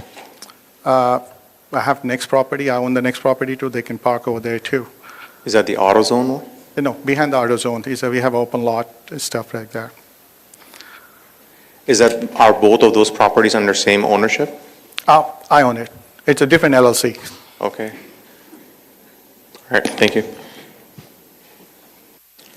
Abdul? Thank you, Mayor. So what I understood in the work session is the AutoZone has an objection on the parking. So if you have a MOU or if you have talked to them and they are okay, to use the parking spots which you are requesting for? So the requirement is like the 3,000 square foot, they need to, actually like 20 to 1 is like 15, it's more than, 15 parking spaces over there. So it's no, common area that, we usually work together. And it is, if any problem, that we can resolve that one. I understand that most of the event centers are operated during the off hours, 6 o'clock, 7 Yes, o'clock later. yes. So what is the activity at that time in So your property? the zoning allow you 2,000 square foot. I'm asking for 5,000. So that's, I can open like 2,000 square foot, but the zoning require, up more than 2,000, they have to have a, cup application. So that's what the, the requirement, so that's why I applied for that. So. All right, thank you. Any more questions? Dennis? Yeah, so the event center is going to be 5725 square feet The actual square foot area, but. of the area of the yeah, event center. Yes. What's the capacity, people capacity? Usually 100, 150. Okay, So it will be 100, 150. about 100, around there. 150 Yes, at yes. your maximum capacity, That's maybe right. 150. Yeah. So it's the 57 square feet is all included with the restroom and everything, together. But, the actual area can only fit like 100, 150. So basically, about 60 spaces realistically. Yeah, like if you consider like 30 to 40, yeah. Okay, all right. So. Okay. If no further comments, I would like to put a motion to approve. I have a comment. David, please. Jocelyn, this might be more for you. I didn't ask this in work session, but also the request is for 0 feet from a single-family development. So do you have any photos from the single-family development, how close this is? It's adjacent, so there's, I don't know if we can, Daxton, if you can bring up the slides, the aerial, the single-family lots are directly behind the shopping center. So the measurement is property line to property line. Since they're adjacent, it's a 0 setback. Okay. That's okay, I think we got it, Daxton. Okay. Yes. We've considered, we've seen these convention centers before too, and when they're this close to the residential, they haven't been supported. Yes, they have. We have approved one before, this close to the residential on MacArthur. The issue with the residential, though, it's behind the shopping center, behind a fence, 40 feet into the yard. There's no impact to the residents of this event center because this event center faces out on Rochelle. That's right. The residents is behind the host center. Yes, sir. There's no impact to the residents. I just want to clarify Actually, that. the city already have a easement with my property, so they have a back alley easement, so there's plenty of space, and there's no noise or nothing like that, so it's facing Rochelle Street. Now, we did have a similar situation involving that shopping center at Rochelle and O'Connor. On O'Connor, next to Tio Carlos over there. Yeah. And it was right behind residential, with the commercial facing the street.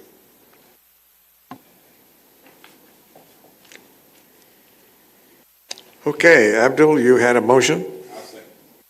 Okay. Mayor, Council. Yes. Just before you vote on this, just remember, the motion is to approve. As staff kind of mentioned in the main setting, this is a CUP. You have the ability to put a time limit on it. If there is no time limit, then it will be for an unlimited amount of time. So just a point of information if you wanted to consider that. Thank you, Mr. Yes, Mayor. Adam. Ko, excuse me, do you mean the time limit like operations time limit or like Time limit in calendar? terms of years, you can do that because this is a CUP. So at the end of that time period, you would have the opportunity to reevaluate this, or they would renew kind of go back through this process. Okay. Are there any, I don't even know what to Do we have a precedence for this? If it's approved, like what kind of time limit we have? I'd open In to the past, suggestions. with the one we did approve next to residential, we put a 3-year time limit on it. 3 year? Mark? Yeah, this was with P and Z, it was a 9-0 vote. There isn't sufficient parking, and it's 0 feet from the residential. So I do not support this case.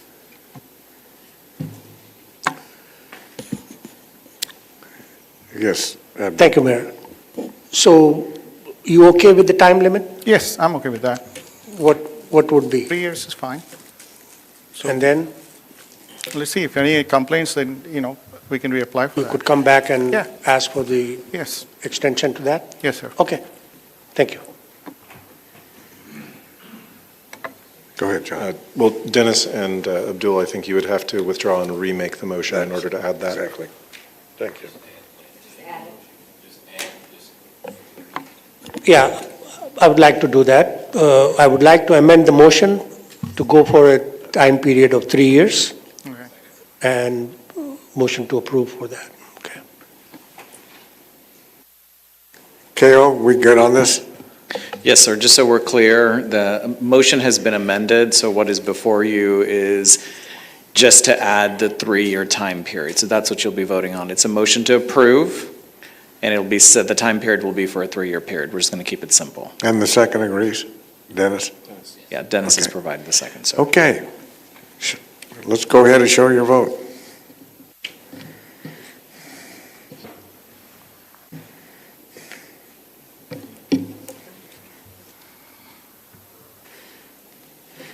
Motion fails.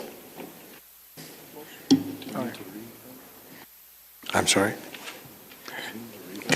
KO at this point, because that was amended to this, is it done at this point, or do we need to go back to it? You don't need to go back to it. We just did it very simply, that if you were voting for it, you were voting for it with the 3-year period of time. So you're fine. Okay, so it does fail. It does fail, Okay. yes, sir. Sorry. We cannot table it? Can we table it? No? Okay, great. Thank you.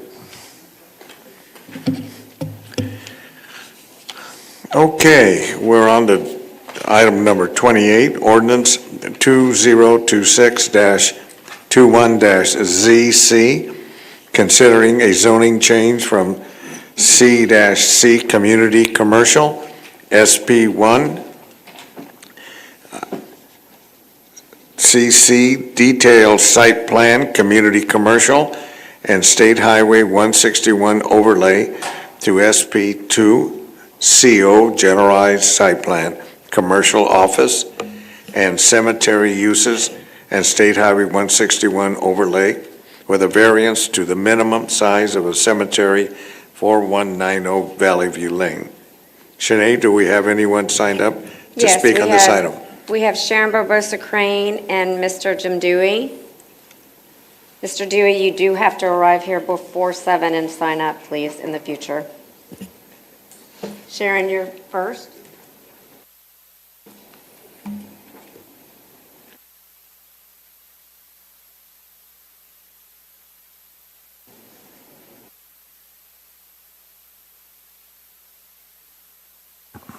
Good evening, Council. I'm not here as the presenter. I'm here to testify on behalf of the case. If you all would like for Mr. Dewey to go first, I'm happy for that, to do that. So I'll just, if that is okay with you all, I'll just sit here and wait until you're done with his presentation. You just want to speak, Yes. Sharon? Okay, so Mr. Dewey, please come up.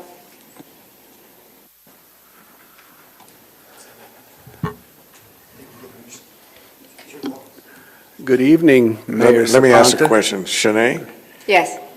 and Kale, does Jim have to get permission, or where are we on this? Our rules of procedure state that he has to sign up to speak, yes. And you're good? But we signed him up, but in the future, you need to sign up before 7 o'clock. They just signed me up, and I appreciate that. I was not able to be here at 7. I was here shortly thereafter, but they do not allow anybody to sign up after 7. I think maybe that should be considered, but I'm okay. They were very nice and let me sign up while I was sitting in the audience, but Good evening, Mayor Zapanta. Congratulations on all the re-elected and newly re-elected members. I'm Jim Dewey with JDJR Engineers, 2500 Texas Drive, Suite 100, Irving, Texas. I'm here tonight on behalf of the Islamic Center of Irving. They have this property under contract with hopes to develop this property as a cemetery for their community. We're asking for two variances. I'm going to first talk about what I think is the lesser of the two variances, and that's the setback for the graves or the internments. The ordinance that was recently adopted for cemetery development requires that you have a 20-foot building setback as well as a 20-foot internment setback from the property lines. We are honoring those setbacks from the exterior property lines. I don't think when the ordinance was developed, they really anticipated a cemetery encircling a family cemetery. So we're only asking for the variance of the 0-foot setback for graves or internments on the internal property lines where we surround the Harrington family cemetery. They don't have any requirements for setbacks, so I think that makes some sense. And we are honoring the setbacks along all the exterior property lines. Now, the other variance is a little bigger variance, and that's to the acreage. The city staff came up with minimum acreage of 25 acres. We only have 4.7 acres. That's a huge variance. I think that the 25-acre minimum is appropriate, or may be appropriate, for corporate-owned, for-profit cemeteries to ensure that they have sustainability and maintenance and perpetual care.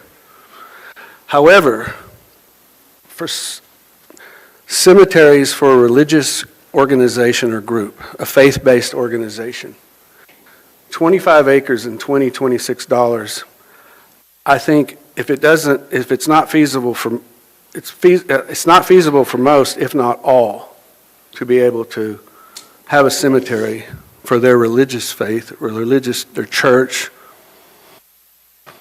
synagogue or mosque, and be able to economically do that. I think it's economically just unfeasible. And so with this cemetery request, it is for a faith-based organization. We anticipate having enough graves for a 20 to 30 year lifespan. Now, in terms of perpetual care, they have assured me that they will put 30% of the fee that they charge to reserve a plot into an endowment fund for perpetual care. The cemetery associations recommend a minimum of 10%, but they're going to do 30% to make sure that they have enough money to maintain this in perpetuity. Now, we postponed this case in order to address some issues that the staff had, not with the land use, but with engineering issues related to the development of this tract. First being access. This property has very limited access on Valley View, only 83 feet of frontage, and it's right where box culverts for drainage are going to come under the highway. So there is some issues. Access to Valley View could be done, but the city staff, we met with them. They asked us to consider an alternate access. After conferring with ICI, they agreed we're going to not access Valley View at all. We're going to access from Block Drive in the rear. I think it's shown on your site plan. And we're going to have to pave some street paving in Estelle, connect to Block, come over west. This property, if you look on your site plan, has a long, narrow strip going from the majority of the track up to the old Estelle right-of-way. There's no pavement there. But we will be constructing street pavement in Estelle, and in addition to the private drive going up through the flag lot portion of the tract. So we did agree to that. in a cooperative spirit in trying to make this work with the staff.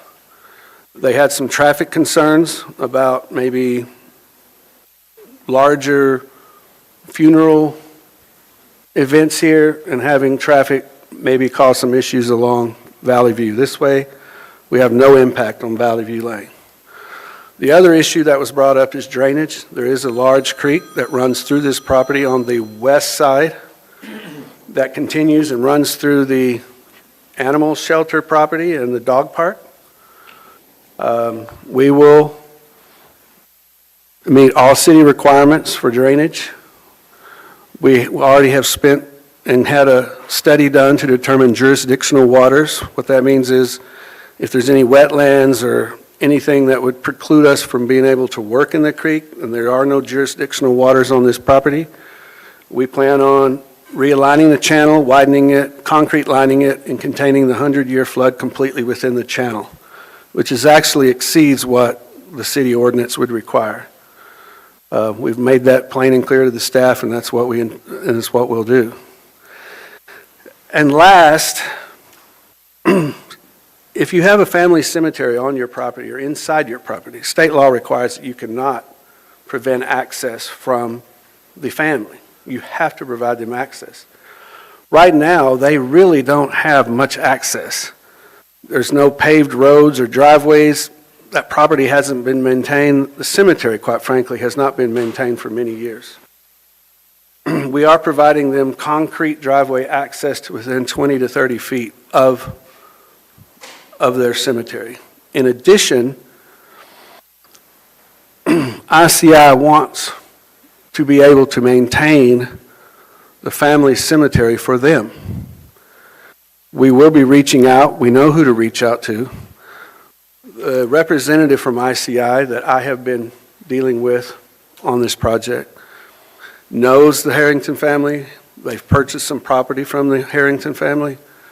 We know the great-grandson of one of the members that are buried in the Harrington family. So we will be reaching out. Hopefully they will agree to allow us to do maintenance, keep it clean.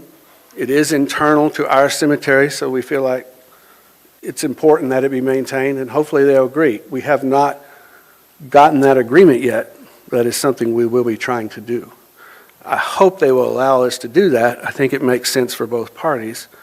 I can't understand why they wouldn't, but I just wanted everybody to be assured that access will be provided in much, much better access than they've had for many years. So with that, I'd be glad to answer any questions you have regarding this request.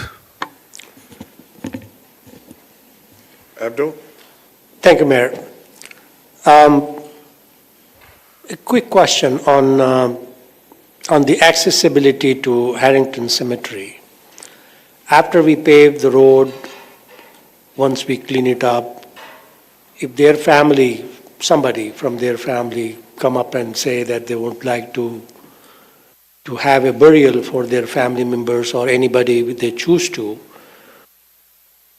do we have the access for them to get in there and bury in that? Absolutely. We'll have a 24-foot drive coming in from Estelle and encircling this property. And that driveway will be within 20 to 30 feet of their cemetery. And we're not going to have burials in that area to allow access for them, about a 20-foot strip. You cannot block access by state law. They will be welcome to intern other members of their family if they choose to do so. Now, that is one of the things which we thought of, is because if somebody wanted to get burial in that area, they have the accessibility and we could facilitate that. they will have far better access than they have now. Okay, thank you. Luis? Hello, I missed you in the work session. By the time I wanted to ask a few questions, you guys were gone, but that's okay. Well, unfortunately, I had to leave because I had a pre-development meeting on another project in Irving that was virtual, so I was intending to stay, but I couldn't. No, that's fine. It was a little bit confusing how it happened. I mean, I've had many conversations with my colleagues and community leaders, so I want to ask a few questions because there seems to be, especially because the site is so small, it's less than 5 acres. So you say that you're going to fund it by selling all the plots right away, very quickly. But then, on the other hand, it's going to take almost 30 years potentially to fill up. So walk me a little bit through the process of what it looks like who has access to those plots initially? Like, what are the barriers of entry, if any? Like, what does the process look like? Well, like any cemetery, there may be some hours or limits on access, but anybody that has a family member in there will be allowed to go and visit that, No, pay respects. meaning to purchase, for the initial sale of So the what's your plots. question?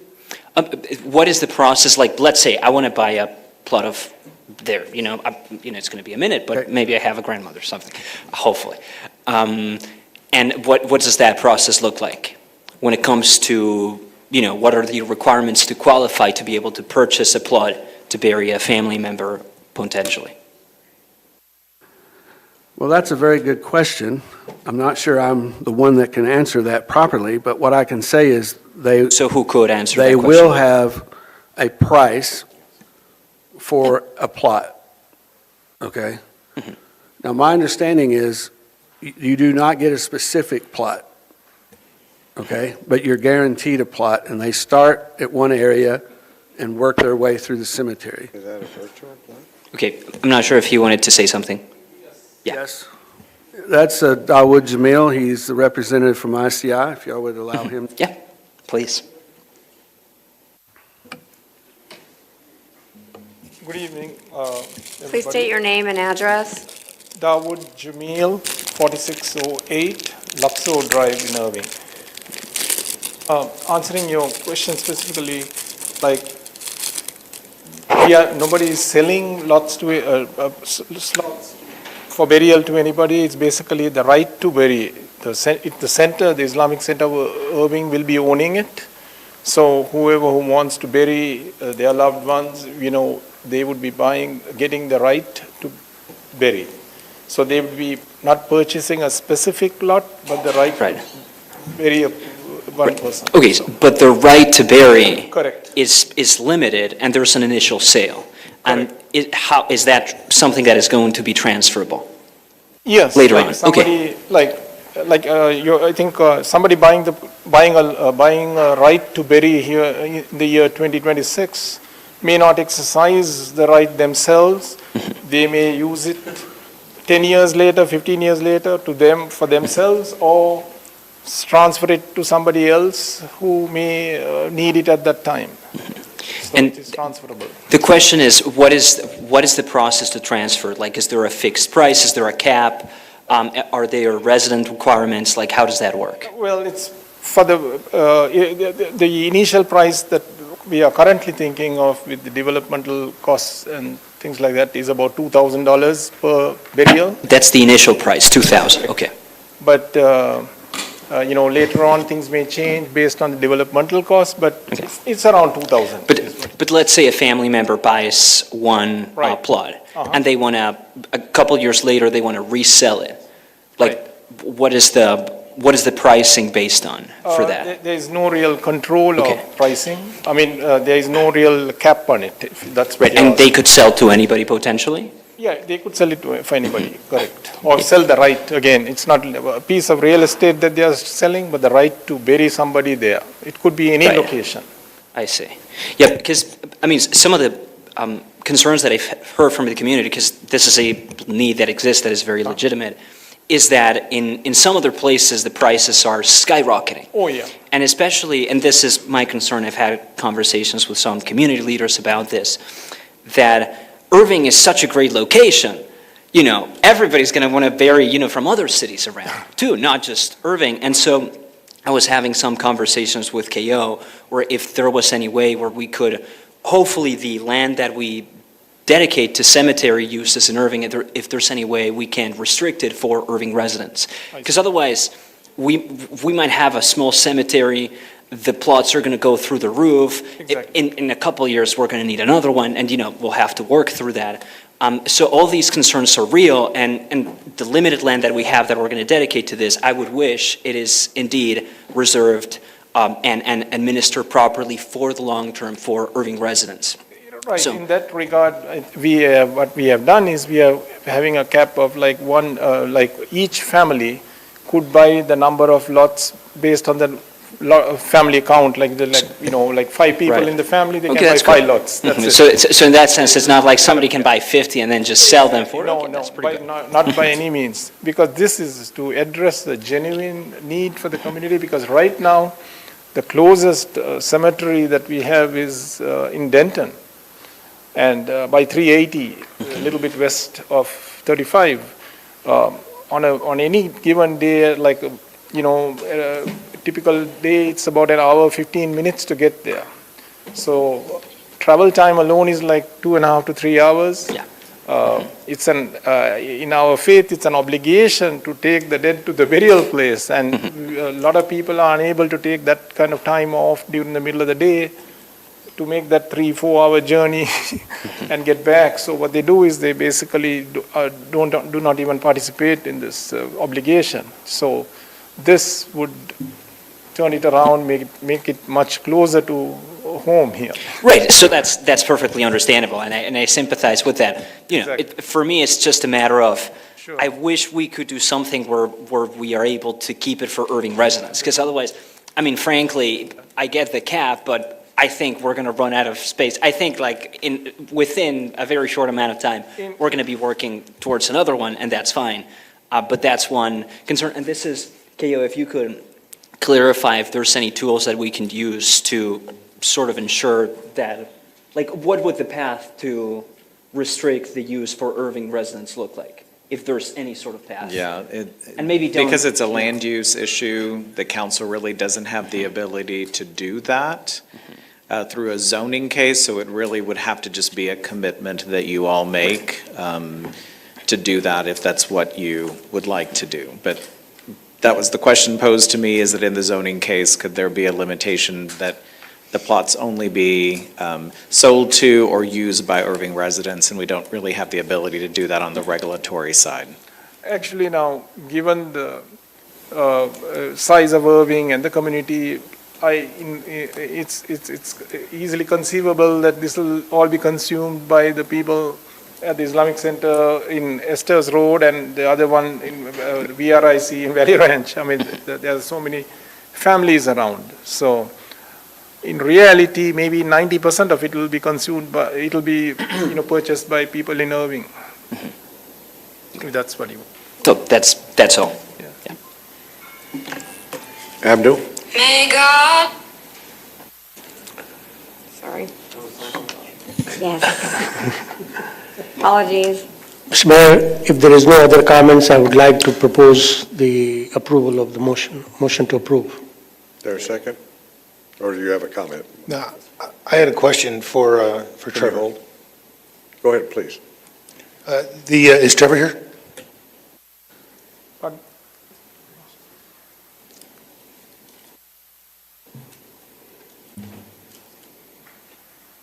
I don't think you've gone through applicants for and against, have you? I'm sorry? We still have to do. Yes. Yeah, we still. Trevor, there's in the packet, and it was mentioned here that a possible solution for the creek is to concrete the channel, which would contain the 100-year floodplain. Is it as simple as that? That by concreting it, then you've resolved the floodplain issues? I would say it's simple to say that. It's probably, it's not as easy to do, but it's doable. It's an engineering design that would have to be done. But yeah, depending on kind of the flood waters and how much water is coming through there will determine how difficult that would be. But it's an engineering task that would have to be done. Because I guess not knowing these engineering issues, it seems you think of water flowing, running down into that creek, and whether it's a natural bed or a concrete bed, if the water flow is going to be so great that it's going to overflow, it wouldn't make a difference. So I don't understand that. Yeah, so depending on if you're designing it to the 100-year flood, the 50-year, that would dictate, how deep it has to be, how wide it's got to be, whether it has to be concrete lined versus, have a soil bottom. So all those things would have to be have to be considered, and the design would have to meet that 100-year flood. So it's digging it deeper and concreting is Or wider, or. wider. And if you're talking about the size of the lot as being significant, I guess we're only talking about making it deeper. Correct. And you don't know whether that's feasible engineering-wise? Not at this point, without having those studies done. Okay, thanks. Yes, sir. Appreciate it. Any other comments at this time? Jocelyn, let me ask you to step up. I've got a question for you. From a land use perspective and our ordinance of 25 acres, we haven't had this kind of a program come forward or this kind of a request that has this high of a variance. Am I correct? This is the first cemetery we've processed since we set the standards last January. So the 25 acres came from the Texas Crematories and Cemetery Association. That was their recommendation. We have a summary on your report. Y'all remember that we had the discussion, and that is where the 25 acres came from, is recommending that would provide a larger lifespan for the cemetery, more income, and just the ability to maintain it at a higher level. Okay, any other comments? I think, Jocelyn, the discussions of P&Z, what were some of their concerns as well? Because I know it was about the acreage and the high percentage of variance. Am I correct on that? Yes, is just consistent with the concerns that we've had, and the P&Z is very much, the council set these regulations. They want to be consistent with the regulations that council had decided. Okay, thank you. Jim, let me say something to you. You really did an excellent job. I have to commend you because you answered what you could answer, and then you stood up and said, well, maybe this, maybe that. And I'm thanking you. Well, Because that's a credibility to The you last as thing I a want to do professional. is give an answer that's not correct. Thank you. So I wanted to let you know that. Thank you. If I could have a minute to address the Yeah, sure. drainage thing. The existing creek that runs through this property, Commissioner Cronenwett, is very narrow, and it's an old creek. It's about 4 feet deep, but only about 10 feet wide. You can greatly expand the capacity of that channel by widening it. And something you may not know, because it's something only engineers may know, is if you concrete line it, it carries a lot more than if it's grass line, because there's friction, grass, weeds that deter the flow. But when you go to something that's a hard surface, it carries more water. And then, of course, it'll be a lot less maintenance. Now, it's obviously more cost up front, but ICI, we've talked about this, they want to do that cost up front so that there's very little maintenance long-term. And because the waters are not jurisdictional, then we can do that. And Irving allows it, it's in their drainage ordinance, but the federal government can't. We're not obligated to maintain the creek as is.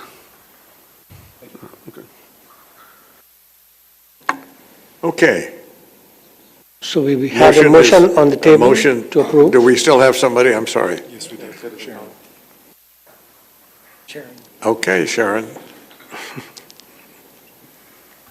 Thank you, Mayor Zaponta and Council Manager Hillman and staff, Sharon Barbosa Crane, 2608 Allendale, Irving. I'm going to speak to you here for a moment about the zoning case 2026-21. I'm speaking in favor of this case. I was involved with the team that brought this subject to Austin in order to provide the opportunity for people who need to have cemeteries, to have one inside city limits, which you couldn't before this. And so the city took several years to develop an ordinance, which is the way the bracketed law was written. The cities get to develop an ordinance if they want to take advantage of the state law. And in doing so, imposed the area, which is primarily what I want to speak to you about. Because when you look at the other concerns that have been raised, just to be factual about our process, our development process, they are not zoning issues, they are plating and permitting issues. The drainage, the traffic, et cetera, will all be taken care of during those other processes in the development process.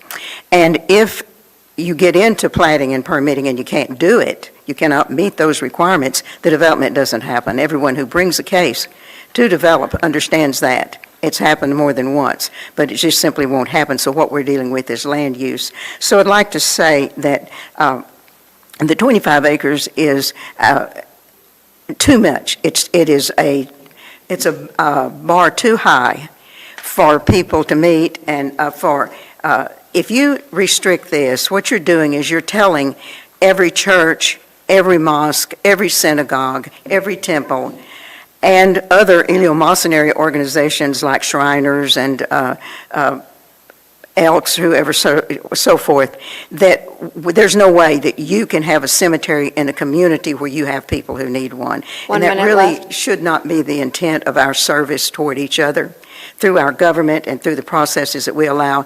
A variance is not breaking our law. A variance is provided in the law as one of the elements of the law. And so when you grant a variance, then you are actually upholding the law as you have written it and accepted it. And you didn't have to put 25 acres in there. Dallas didn't.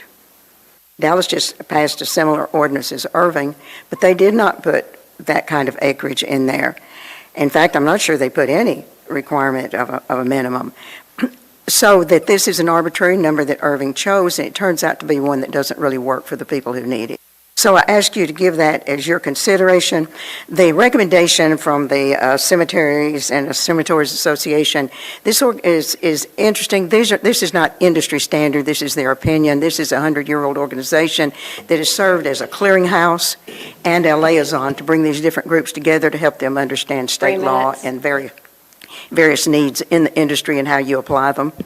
And 3 so minutes, Sharon. if you would consider the fact of need here for your constituents, I think it'd be really appreciated. Thank you.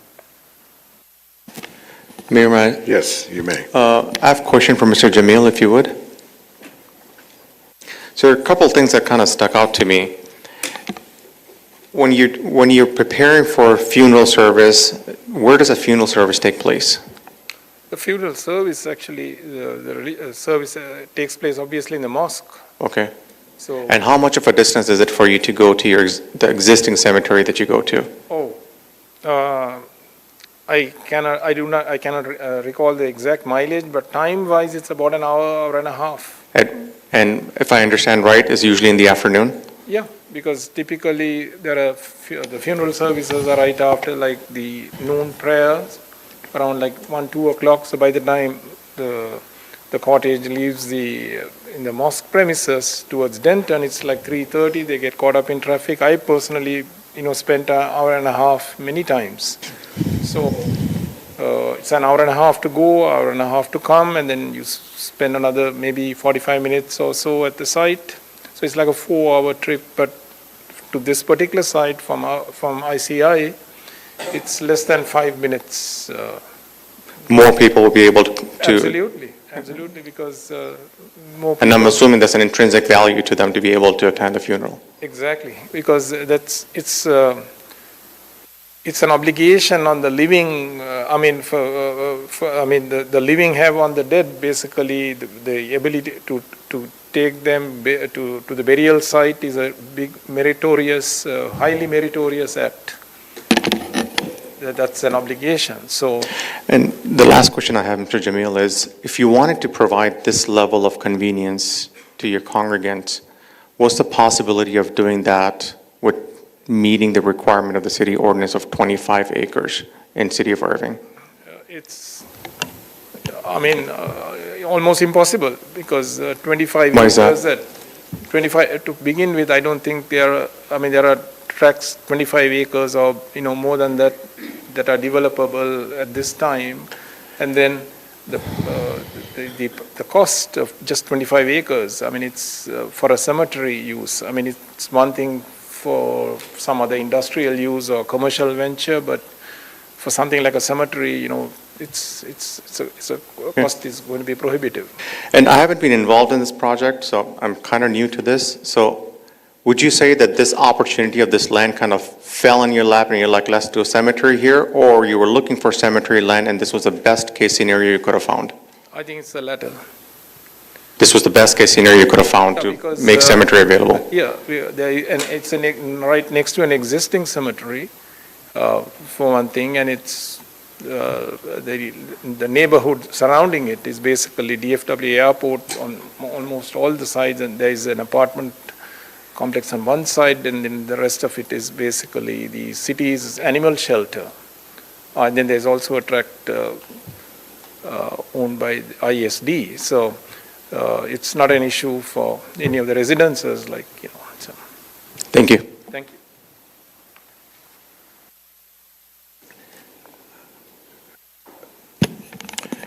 Yeah, so. Dennis, please. Yeah, what this really is about is whether we want to allow people to have cemeteries in the city of Irving anymore. I thought the 25 acres was outrageous, and I expressed it when they came with us. And I even said, you don't have 25 acres in this city for anybody to get to put a cemetery. So basically what the city of Irving is saying is that you're not putting a cemetery in the city of Irving, period. And you're using this 25 acre number as your ability to say no. I have a cemetery in my neighborhood. It's about 4 acres. They're still burying people there. Been burying people there since probably the 50s. And there is a church right across the street. In the last 2 funerals I went to, I walked across the street from the church to the cemetery. Those things may not be important to a lot of you, but they're important to people. And I think as a city council member leader, we need to be trying to do whatever we can to help the citizens of our city. And so this piece of property surrounds another cemetery. It sits over by the airport. It's not near anybody's home. It's not going to hurt anybody to put a 4 acre cemetery at this location. Not a single person in the city of Irving is this going to be a detriment to. So I don't understand why we so caught up in the fact that we want 25 acres for a cemetery. So I think, trying to stay not getting emotional, but I just don't understand this at all. So at the end of the day, what we are telling the people in the city of Irving, you're not going to have a cemetery in the city of Irving, period. So, but I am going to vote for this because I think it's the right thing to do. It's the right thing to do for our community and for our citizens. And I'm not going to withhold the opportunity from citizens in our city who pay taxes, who support our city, and who do things simply because of a number called 25 acres. So I'm going to support it because I think it's the right thing to do.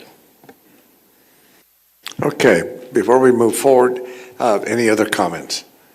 Yeah, I have some comments. Yes, Mark. So when the law changed to require cities and counties that are the size of Dallas County, we were obligated to come up with standards to evaluate what these applications for cemeteries.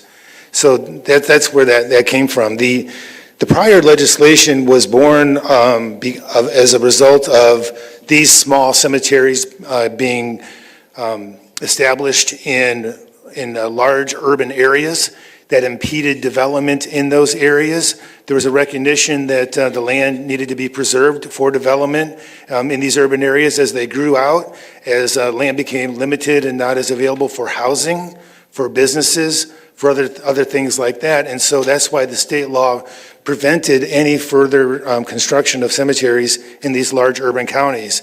That law was changed not by people in the industry. I guess Ms. Barbosa Crane went down there. But when that law changed and we had to come up with standards to determine whether or not we would allow such a cemetery, we weren't obligated to grant them. It was just standards for us to come up with to evaluate the requests. We went to the industry experts. So it's not just something that was made out of thin air. We consulted with industry experts. We retained them to get an idea of what made sense for an appropriate cemetery. And the recommendations were for these 25-acre cemeteries. The reason is so that there would be sufficient space to provide for future growth and accommodation for those that might be buried there. And the perpetual care, obviously, is so that if the cemetery should fail, then the state, through the Department of Banking, would have the financial obligation to take it over. The idea that, people want it and there isn't 25 acres here does not justify saying, therefore, we should not have a 25-acre requirement. The practical reality that there isn't such a large enough size doesn't mean that we should therefore allow smaller cemeteries. That is a non sequitur. That does not make sense. The reality remains the same, that the experts say that for a viable long-term cemetery, they should be at least 25 acres. So what we did was the logical thing to do. We consulted with the experts, and they came up with these standards. And very recently, and we adopted them as a council. To just a year or so later say we're going to ignore those with an 81% variance does not make sense.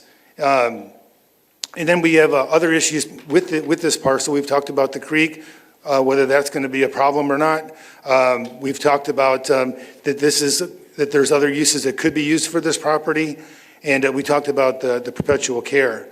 But I understand people wanting to have the cemetery, but there are reasons why you don't have those, which were reflected in the prior law and is reflected in the standards that we adopted.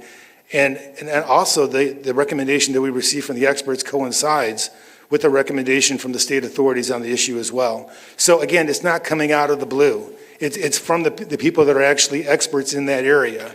And so even though I sympathize with the people wanting to have a cemetery there, it doesn't make sense. It doesn't comply with our standards. It's a huge variance, and I'm opposed to the case for those reasons. Okay, Dennis? My comment would be the experts need to come out and look at Shady Oaks Cemetery. Had those experts been here 50 years ago, they would have said, you cannot build this cemetery because it's only 4 acres. That cemetery has been well kept. That cemetery is still allowing people to be built in it. So just because somebody called themselves an expert don't mean they're an expert. Basically, the reality of it is that one cemetery on Conflans and Compton would prove the experts wrong. So with that, I will still support, and I'll shut up for tonight. Amen. John? Thank you, Mayor. I'd like to call the question. We have a motion and a second on the floor.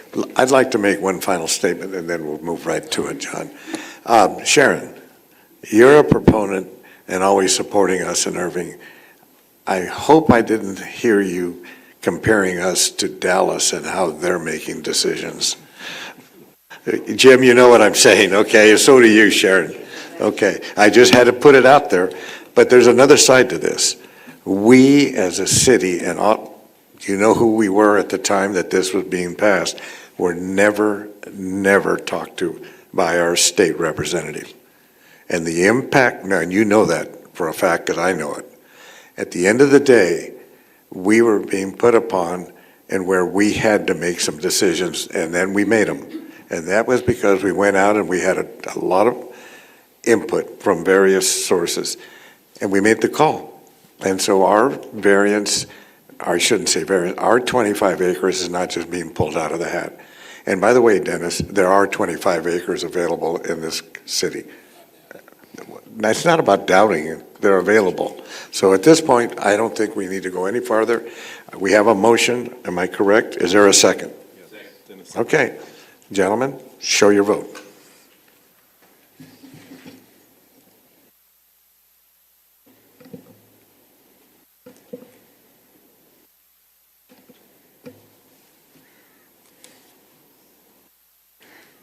Okay, it passes. Thank you. Next item.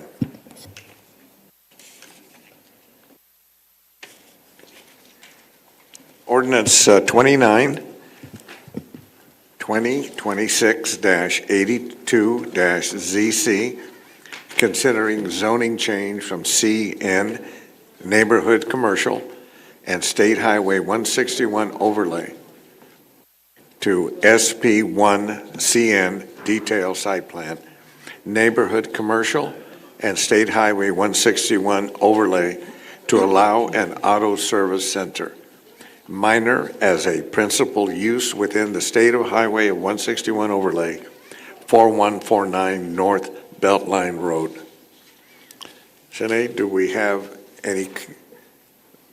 anybody would like to comment, or is the applicant here? No, we do not. The applicant requested postponement, I believe, of this case. Is Okay. that correct? That's correct, Mayor. This one, the applicant has requested postponement to your July 16th council meeting. I move that we Thank you. postpone to July Do 16th. we have a second? Okay. Please show your vote.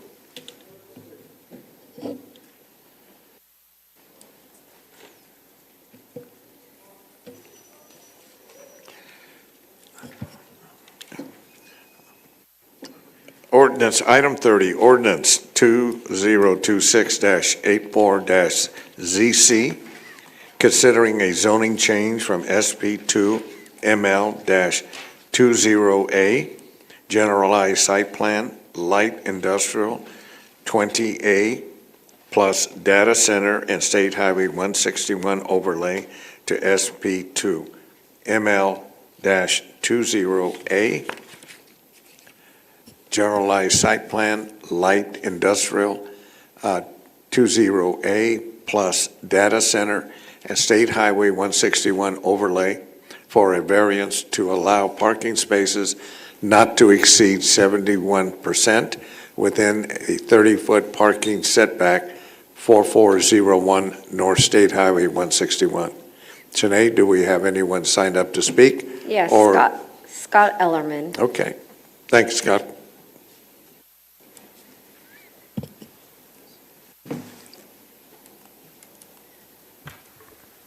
Good evening. Scott Ellerman, 4401 North State Highway 161, Irving, Texas. Thank you this evening for your time tonight, Council. I have a brief presentation, and will make myself available for questions. Do I scroll on the next one? Oh, there we go. Our property is approximately 24 acres and the current home of the Awakened Church, one of Irving's largest and most respected church for almost 75 years. Over a year ago, this property was approved for rezoning for a data center and warehousing, and we were able to finalize a transaction that enabled the Awakened Church to construct and relocate into a new permanent facility that they are close to finishing at 4600 Regent Boulevard within the city of Irving, and they've been continuing their operations and services within the facility currently and today. Once rezoned, we pursued permitting for the data center and continued our due diligence with Encore, which we had substantially done in 2024, awaiting the zoning for finalization as our primary objective was to ultimately build a data center. We spent significant time and capital pursuing the data center path. However, we recently received notice from both Encore and ERCOT that their process had changed and our project was not slated to be heard for finalization until a minimum of 2029. This change caused all prospects to terminate pursuit of this project and ultimately forced us to pivot to our secondary choice, which was a warehouse development. We submitted our plans for permitting for this warehouse, and we were told of the parking constraints within the 161 overlay, which led staff to ask us to place all parking in the rear to be in compliance. This location, however, is in a space where the truck traffic occurs and traverses. While with the kind assistance of staff, we have provided that design for current permitting considerations, we do not feel this is the better choice for employee safety. This variance request is designed to ultimately alleviate this problem by allowing the parking to be in the front. As we depict here within the site plan, is the current location and what's being permitted for parking along the rear. We appreciate staff working with us throughout this process to identify compliant alternatives. The current compliant layout forces employees to walk through active truck loading areas to reach the building. We believe separating people from truck circulation is the safer design. Additionally, limiting parking in this manner can restrict the number of employees a future user can comfortably support on this site, which can impact a future occupant's operations and staffing needs. These concerns have led us to file a variance request to allow the parking in the front of the building, which is the same site plan we actually illustrated to City Council and Planning and Zoning in our zoning case in March of 2025. Within the past 3 years, there have been 2 warehouses within the 161 overlay that received a similar variance request that we stand here making today. And it was really this parking limitation, and both properties are located less than a half a mile south of our properties that I note here in blue. Both properties have delivered. Both properties have leased to reputable companies like Costco and BP Aero, who not only made a significant investment into the space, but contribute to the tax base as well. Additionally, within the past 60 days, we've received a significant amount of prospective build-to-suit interest and have had several conversations with one of the largest private companies in the United States to occupy the full building. However, once they were made aware of the parking limitation and our pending variance request, they had completely disengaged from any conversations until the vote tonight and the path forward. They have communicated that the existing plan that is permitted does not work because of the concern that they share, along with us, for having parking behind the truck court and compromising the safety of future employees. In conclusion, we believe the warehouse is the highest and best use for the site under the existing zoning, and our goal is to deliver a high-quality, fully occupied industrial project that contributes to the long-term economic value to Irving. The request does not increase building size, truck traffic, or the intensity of the use overall. It simply allows for safer and more functional employee parking placement. Thank you. Mark? I have a question for the applicant. For the landscape grass area in the front of the building, do you have in mind exactly what that is? And we talked before, and one thing I was concerned about before was, again, the appearance of the building. And I'd like to see like shrubs across there that would obscure the parking spaces. Yes, sir. I didn't include that in my presentation. I have this here. I was just going to put it on the projector if we can put that up.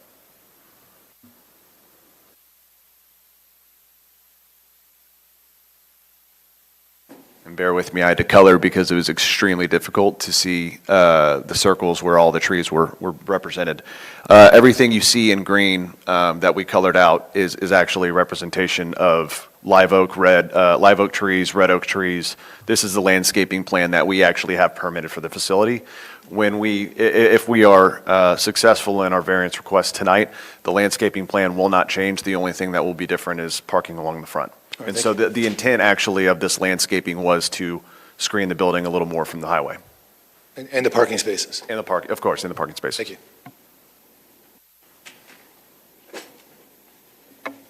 John? Well, if there are no other comments, I would like to make a motion to approve with the P&Z's recommendation. I'll second. I'd like to make a comment before we vote at this point. You and I visited, and I said I'd reserve until this vote at this point, and I'll show my vote eventually when we do vote. But I remember very vividly our discussions and the commitments that you all made to a data center. And you also committed that you had a letter that was coming or was imminent from Encore to be able to have the ability to have the power that you all needed for that data center. And I also understand during the P&Z discussions, the discussion was they were recommending that you not maintain or keep the data center option in play. I guess I'm trying to understand, I understand why you're trying to do something with the property now because you're not going to have an ability to do much on a data center as far as the Encore study to, I think they showed you about 5 years before they could get to it. And I understand why you made this decision to go to warehouse. So now let me ask the question. The warehouse that you're proposing, how many individuals will be working there? And so what does it take and how much parking space? Well, there would be approximately 310 car parking spaces for a 350,000 square foot facility. Which is a very typical ratio provided in a standard warehouse. Now, with regard to the prospective group that's interested in the space, their employment is to be determined. What is critical to them for their own operation is there will be a showroom component to ultimately display their product that people can come in and out of the facility to witness and see some of the product being tested. There will be no retail sales or transactions involved, from what I understand, within this operation. It's merely just a showroom. And then there will also be warehouse and office employees within the facility. I just don't know the approximate number. So you don't know how many people will be working there? Well, Do you have a I sense know of that, what- I know that they requested to maintain all 310 car parks, which is an indication that there will be considerable job growth, job creation through this prospective group, as well as a little bit of attendance via the showroom. Well, if I was to look at the comparison of what a data center and what that would then bring to the city, not only in potential personnel, but also tax and all the development that might go along with it, minus a lot of the truck traffic that you're going to be dealing with this kind of a building that you're talking about at this point. So I'm reluctant at this point because I really don't know what you're going to do with that building, and yet you want to maintain that option for data center. Would you consider eliminating that or removing that? I've mentioned in private meetings that our priority is obtaining the parking variance tonight. And while we would like to maintain the flexibility to keep the data center overlay and zoning overlay, the priority is obtaining this for the long-term viability of the project. And that is a compromise that we would be willing to make, albeit our preference would be to hold on to that ordinance for future flexibility. And to your point about the benefits that a data center will ultimately create, I couldn't agree more. There's a reason why it was our primary objective and our primary business plan.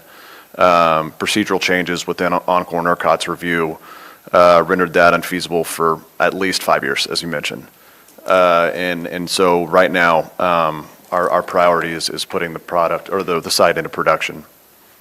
I appreciate your honesty because you've been very forthright, and I appreciate that. My concern again was how we got to where we are right now, when the constituents or the parishioners for the cavalry were looking to move, and they had a time frame to be able to make that move on Regent, and then whatever happened, that did not go forward, and now they're up on, I think, Freeport area, which is great for them, and I think they're building out that location at this point. But what concerns, I guess, the whole putting forward of how we made those adjustments and how we then made those commitments. At this point, I don't argue one bit. Thank you for saying you would be willing to look at that opportunity to go forward with or without that a data center at this point. So thank you for being straightforward on that. Yes, sir. Thank you. We do have a motion and a second. Any other comments at this point? Okay, show your vote.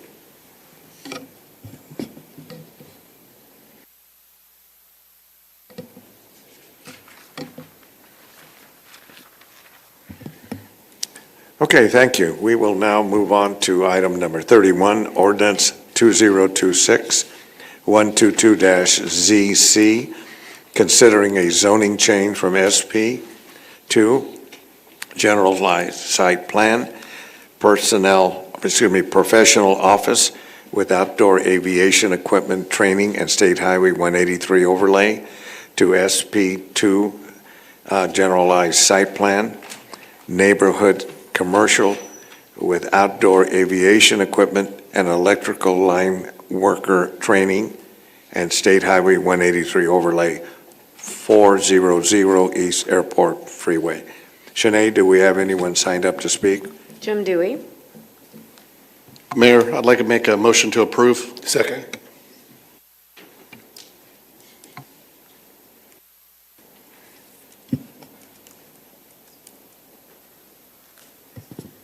Show your vote.